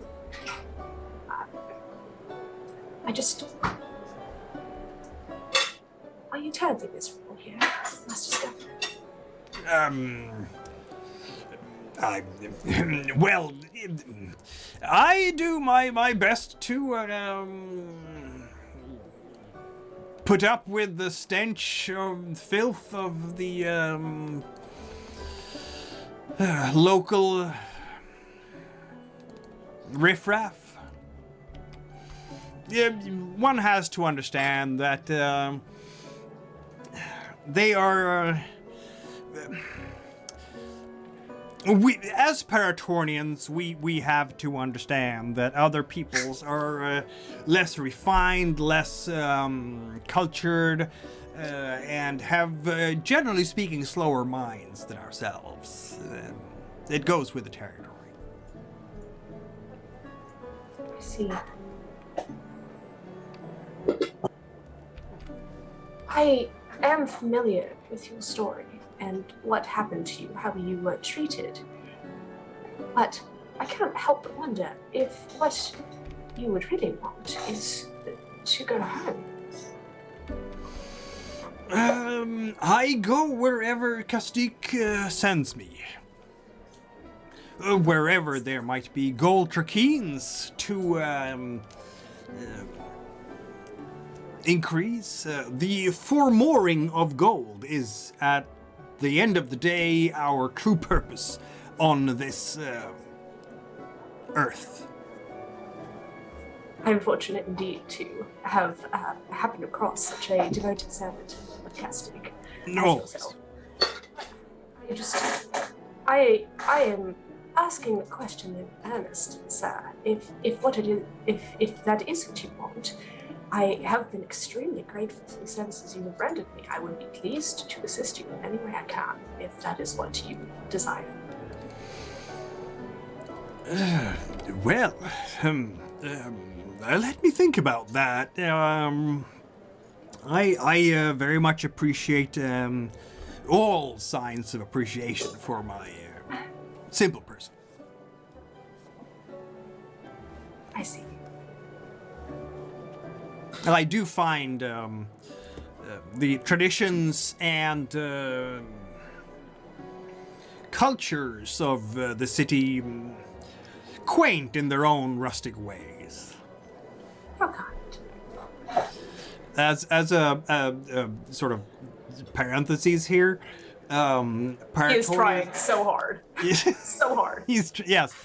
For the audience, Paratornians consider the Palamuxi, particularly those around Fontrasilor and Moscoria, to be the worst boars in the world. And one very important scene during the Freedom Games every year is when they managed. I've told you about the bard they managed to somehow contract every year to the Freedom Games to present the Woe of Valiman, which is a very serious and somber piece of poetry that is being recited in the grand arena of the Freedom Games. Very, very somber indeed. This hapless fool is always a foreigner, because no Paratornian would ever do it. And as this minstrel recites the ode, they will start pelting the poor sop with all sorts of rotten vegetables and other things, eventually grabbing him from the stage. Like, they have scenes of how the Paratornians are bravely fighting off the Palamuxi and gaining independence. And then they grab the minstrel, puts him possibly naked on a raft and pushes him out to sea in the hope that he goes back to Palamux where he belongs. That is how much the Paratornians dislike the Palamuxi, generally speaking, for being boring. Their insults aren't even that good. Right? So he's here in the place that used to rule Paratorna and was super boring, and he's here now, and but I can at least fleece the locals. That's kind of his attitude, probably. So this is what is going on in Fontrasilor. He's got to hurry up. He's got to get back. He's got to get back home in time for Yay Racism Day. Exactly. It's not racism, it's nationalism. Yeah. I mean, to be fair to the Paratornians, they're equally terrible to everyone who's not Paratornian, so It's not Just like reserve special contempt. they for do their have a former deserter. special love in their hearts for the Palamoxi because they broke away from Palamox and then declared their independence from them. So, and then took over them. So that's a thing. I do hope you can understand why I should ask you such uncharacteristically direct questions. As you well know, the city is dangerous, and it is particularly dangerous for me to employ individuals who might perhaps resent their tenure here. Yes, you're right. The city is dangerous. You should definitely not go out at night without at least half a dozen guards, which I have, thankfully, thanks to yourself, Your Grace. Your escort is much appreciated. I try to stay out of the worst parts of town. There's no business to be done there anyway, so there's absolutely no reason to go there. As long as the golden trakeens keep flowing into our coffers, I will be but a grateful servant of the goddess. I have no doubt. I must confess, and I'm sure you are aware of this, I don't really understand trade and all sorts of things, hence why I must hire people. Of course. You should turn to your betters when you do not understand the subject, yes. I do pride myself on understanding talent, and yours, sir, is world class. No. He has that reflex, the Paratornian reflex, that he reacts poorly to flattery. Like, oh, these weak-minded fools flatter us when they should be insulting us. Oh, little wet friend. Oh, you poor person. But, I mean, he gets paid. He's fine, as long as you're You're paying. being serious, Master Scoffer. This is not flattery. You know this to be true. Of course, us Paratornians are among the best merchants and peddlers in the world. There is no doubt about this. No, I mean you specifically, which is why I fail to understand why those you previously worked for would throw away your talents. I don't understand. Well, sometimes the grubby and greedy hands of politicians get in the way of a true meritocracy on Paratorna, I'm afraid. On the other hand, if reforms are done with the Empire, I'm told things might improve. Let us hope that Castique will keep smiling on our peoples. Of course. But you would know far better than I do. I of course honor all the creationist gods, but I'm not a dedicated servant of Castique herself, as you are. But is this not an insult? To put politicking before profit? It doesn't make sense to me, sir. It is heretical, I agree. It is deeply heretical. As far as I understand it, well, at least now they cannot blame this miserable fiasco of Marjura on me. You see, yes, you were not there. Not only did that hapless sop of a procurator, who is now celebrated as a hero for no understandable reason, lose the island itself, the captain of the Tracorian army apparently managed to lose Constanova as well later on. That is the latest rumor I've heard. You must be shocked and see it indeed. You see, I just recently came back from the markets here, speaking to merchants coming from Paratorna, and it turns out that the trade vessels from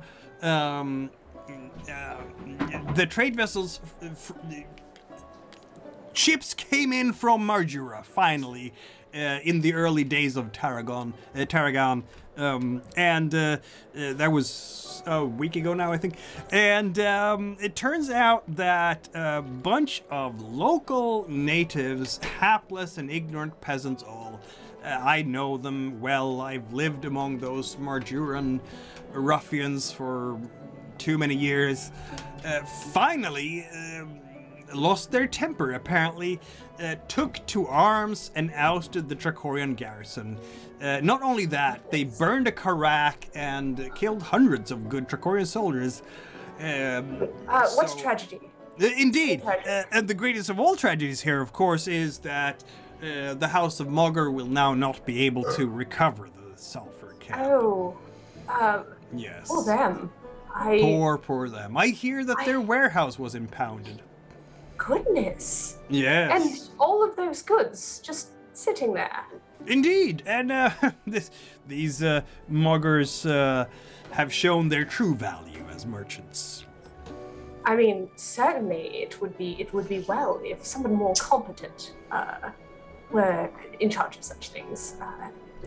It would do honor to the goddess Castique to perhaps redirect some of these flows from unworthy hands.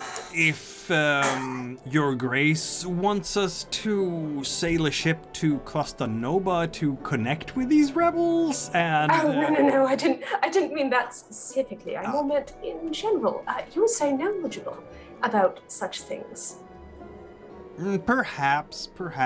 I think looking into the future market of Marjura, I see no particular prospects there. I would invest my coin elsewhere.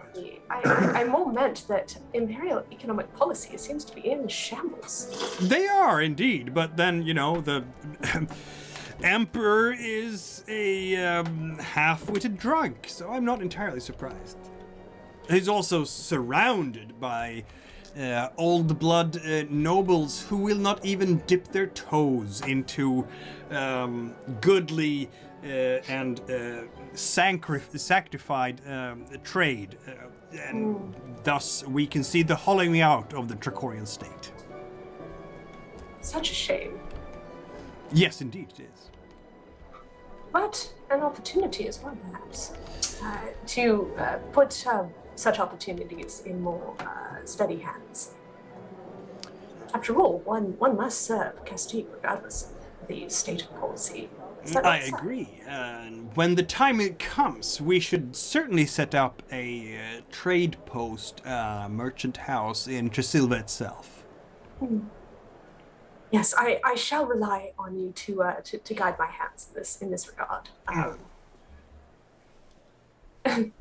I hope to at least have amassed some more connections when that distant day comes. Quite so. Well, if you would not find it too terribly offensive to your fastidious tastes, one of the things that I learnt while I was in Lasmos is that when embarking upon a joint endeavor, such as, and I mean, all hypothetical, of course, but it was tradition to sort of have a glass of beer together. So if you would indulge me. Of course. One has to accept all the customs where one is to make further traquines into one's pocket. He will taste the beer and seal the deal. Perfect. All right. So yes, then he probably gets sent off to the middle of nowhere. Yep. Poor guy. Yeah. I imagine he's used to being able to make his traquines in greater physical comfort. Yes, he is. He is indeed. All right, that's Bodeville for this time. He is. Let's see. Are the Shakellos members of the New Sphere? I just have to check.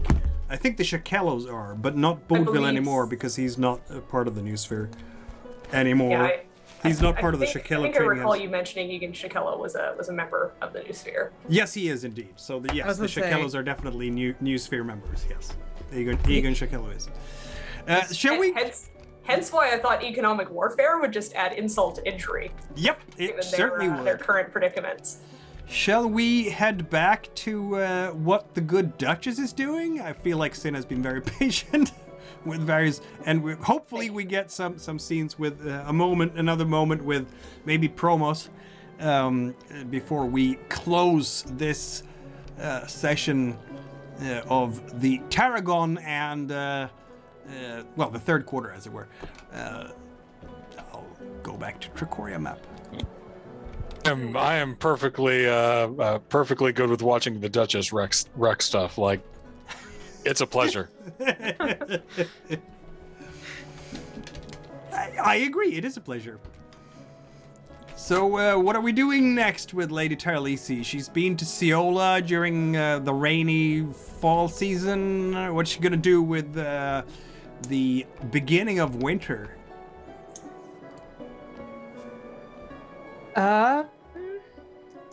Well, I'm trying to remember who all would be next on her hit list of New Sphere peons that so she can begin helping it rot further from the inside out.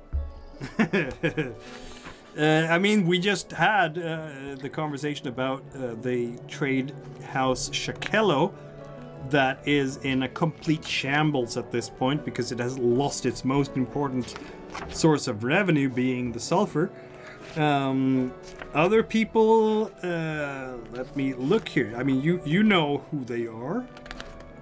There we go. Of course, Duke Jalsop de Camesti. I don't know if you want to confront him directly. Oh no, I want his own people. I want him to be eaten by his own people. Duchess Chiastri de Cartarinda might be someone that you could put in your crosshairs, seeing as she's the heiress of the Duchy of Karamak, which you have recently been infiltrating. To the point where, since you have influence 2 there now, you actually get to add like an NPC that can help Taralese. We have the Orator Sensaka, Malthus Korn, who is a ridiculously rich grain trader from Grum. Let's go to Paratorna because that is where we're at.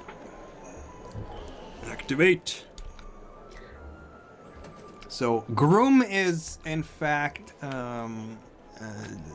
it's within your own duchy there in Bratalva.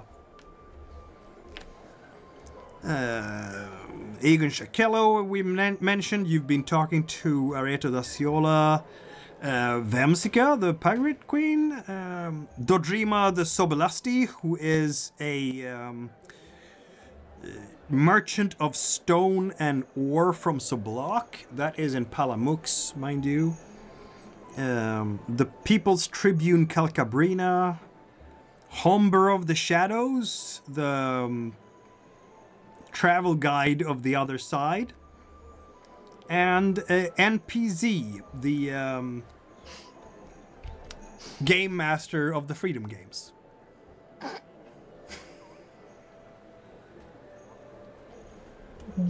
What does Duke Klamender mostly trade in? I'd imagine he's got a pretty wide portfolio given his wealth, but he does, yes. Most of his wealth, or at least how it began and how Kamest is making its wealth, is from the refinery of Silvolium. So it's Gomba harvests the raw material for Silvolium, and then it's shipped to Kamest, and there it is processed and refined. So yeah, it's basically a city of refineries for that particular product. I'd imagine they need quite a bit of asbestos in order to keep things manageable. So yeah, we'll definitely focus on Cartarinda. Cartarinda. Yes, indeed. The Duke himself is very old and frail. This is not the case. It's not the same case as Spinalunga's husband is, lost in tomes and the study of lineages, historical lineages. Chiastria, she's waiting for her father to pass to the other side. He's a very old man. Not able to run the day-to-day business anymore. So there is that similarity between Chiastri and Klenora, but there is where the similarity ends, of course. For now. For now. I mean, they're both noble women, trying to help maintain their lineage as the world begins to evolve while trying to maintain their heritage, and trying to help usher the future. Yes, they are that. They are that. Kjastri Kartarinda, her seat is usually in Karnald. I mean, she has estates across Karamak, of course. Karnald, the city of... Is that where we're going next? During the winter? Why not? Possibly through the snow? Wonderful time for a sleigh ride. It is, yeah. Lovely fur coats. It's just beautiful. It's perfect for, accessorizing. It is that. It is that. Let's have a look here. Carnal. That was just silver. No, that's right. We don't want your silver right now. I am flipping through my pages until I get to the right one. Karamak. I don't actually have a detailed description of Karnal here. I'm afraid I have one of Melsa, but that's okay. Oh, Karnal, here we go. It's a military city, absolutely. There is a army unit of the Hird there, and it is the single biggest naval base for the Tracorian Navy. Those are the two features of Karnal.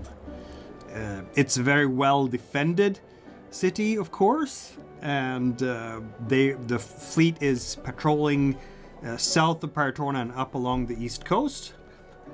And that is really what I can say about that city. It's the very impressive wall around it and all its military installations.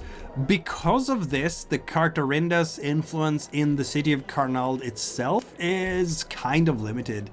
They have a ducal seat there, the estates, but the running of that particular municipality is really in the hands of the military authorities, admiratas and generalissimos. So is it Army, Navy, or both? Is this where a naval academy would be? Yes, there would definitely have a naval academy here. Yeah, this would be Norfolk. This is Tracoria's Norfolk, yes. Good. It still follows along her general campaign. Because now that they are getting a fleet, they're going to need sailors. They will need sailors, yes. Oh, you are going to talk to Cartarinda about the possibilities of supplying the sailors to the Navy. Yes. Or sponsoring them. I mean, if nothing else, if you really want your hooks in here, what you could do is talk to Cartarinda about your original plan, the asbest production, because not only is it a way maybe to hit Kamest, but you want the ships that go to... Oh, that's Trinsmira, of course, rather than Marjura. Well, but if they've been being informed by Trinsmiran rebels... You're right, and the Condotier Simba has just left for Trinsmira, and he's doing his, the Tracorian work there. We'll see what news come out of that next quarter. But yes, if we're gonna counter some Trinsmiran rebels, we definitely need more to increase the asbestos production. That's definitely the case. So yeah, she'll focus primarily on the asbestos, trying to make sure that there is a proper supply to our dear friends in Ciola. Yes. Would this be Taralese, or is Klenora herself going there?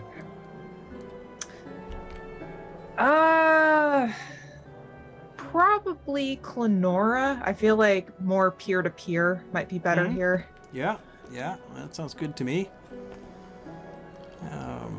Oh, does that mean that in the next shadow turn, Klenora will go to Karamak and be there in person? Ooh, maybe. We'll find out then. We never know.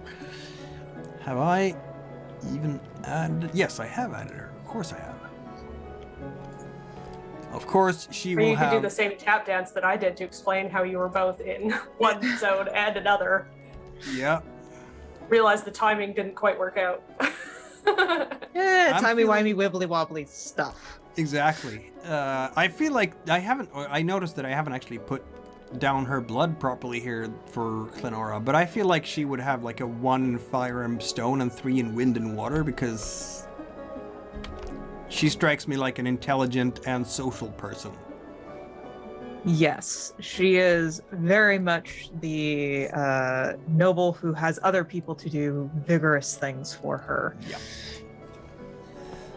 So her machinator, unlike Klenora's, is a 4. Are we getting a hook into Chiastri? Is that what we want to do here? Yes. Yes, of course it is.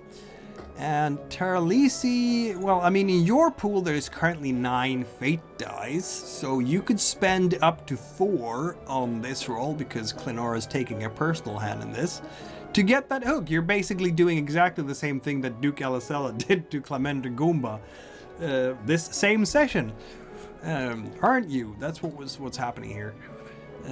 So how many fate dice are we spending on this roll?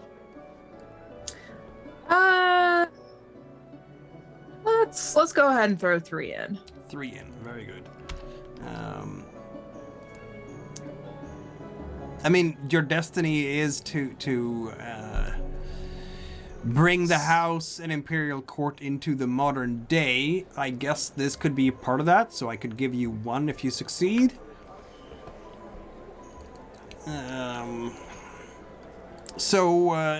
Because I'm not sure that it's a very indirect route, right? So 3 into that and 3 for your water. So 6 dice then. She's investing in the future. She's trying to ensure that the future of the house is aligned with her own. All right, 2. I'll give you 2. So 7d6. I mean, you get your 6 dice now, and then if you Okay. succeed, you get 2 back. Oh, I see. Okay. That's how I do that. All right. Wow! That was just absolutely brutal. How am I supposed to match that? You have 1 failed die out of 6. 1. Yeah. Chiastri is not gonna be incompetent in this area. I only have my 4 fate dice left in my challenge at this point. I'm gonna say that she has at least as much in intriguey stuff as Klamender Gomba. So that was... Where did I put Gomba? There. He has only 2 in intrigue? That's terrible. Okay, apparently she only has 2 in intrigue. I've just said that she had as much as Gomba. Alright, so I'll have to roll my 5 dice against your 6, I suppose. I'm running out of GM fate dice. You could still match. I could in theory. It could happen. Well, I mean, I managed to get myself a 6 there, I suppose, but it's just 3 successes versus your 5, and you had 2 6s. You rolled just as well as Allesella did, so you get a level 3 hook in Chiastri da Cartarinda here. Okay, what is that level 3 hook?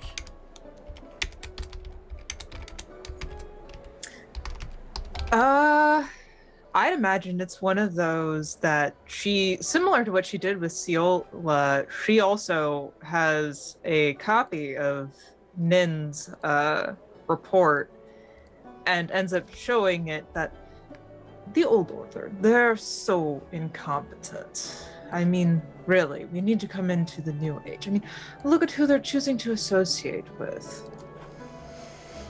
It's quite sad. I mean, look at what your father's done. Look at who he's choosing to side with.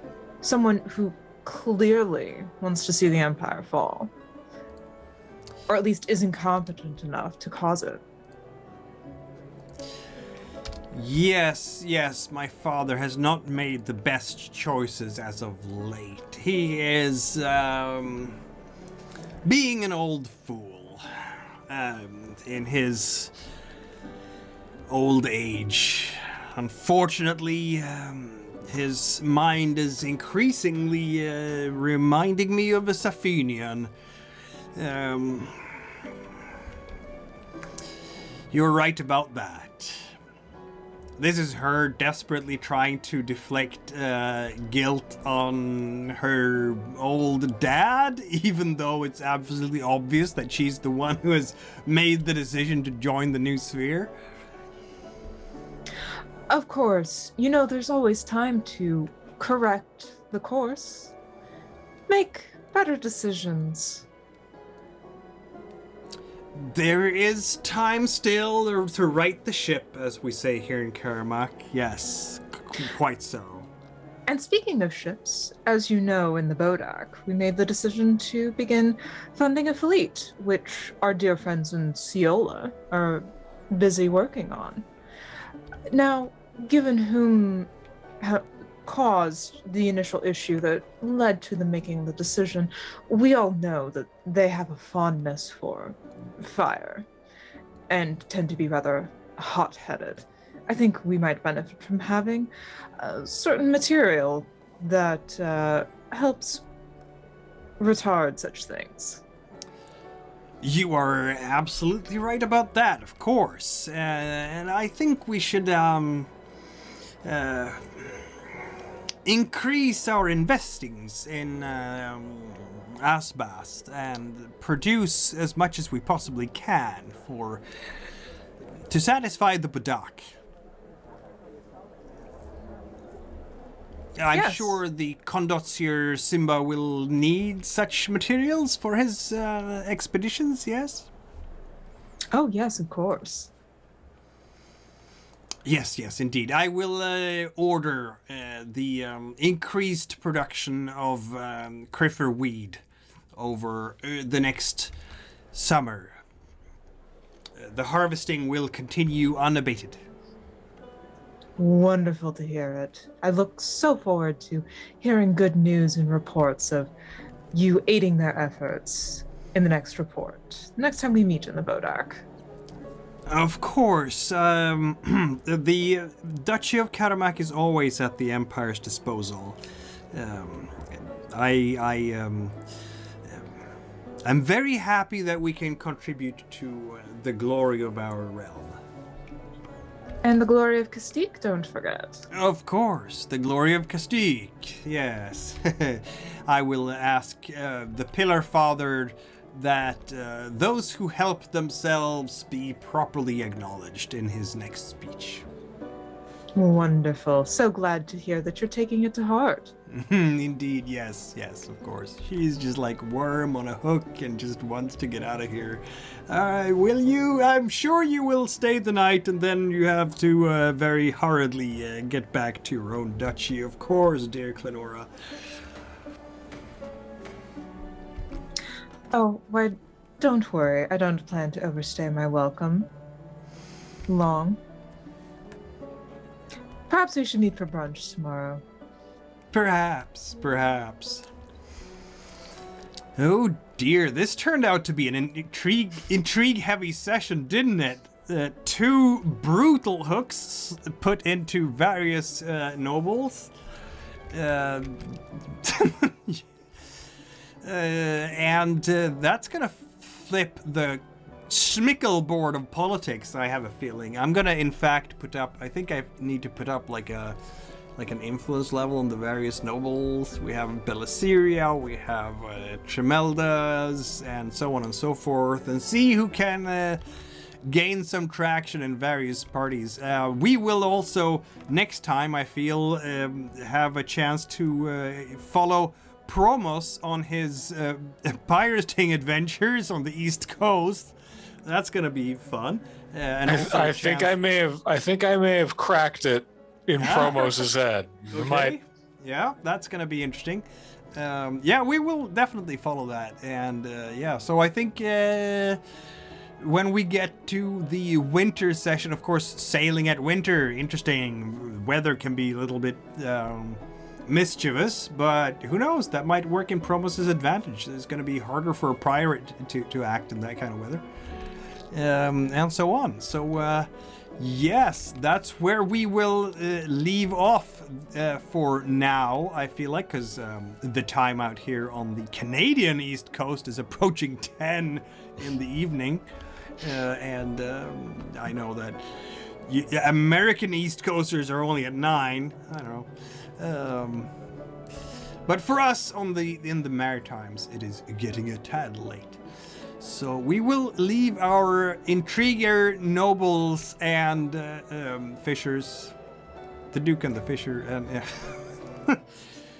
until in about 2 weeks' time, when I think that a certain Inquisitor and a certain general will rejoin us. And I can give you one little piece of news, since we did that scene in Skooger last session. Fun bit of news from Skooger is The Blue Child is an immense hit. People are flocking to Skooger for pilgrimage, and the cult of the innocent has definitely been reinvigorated. I'm sure this is fine.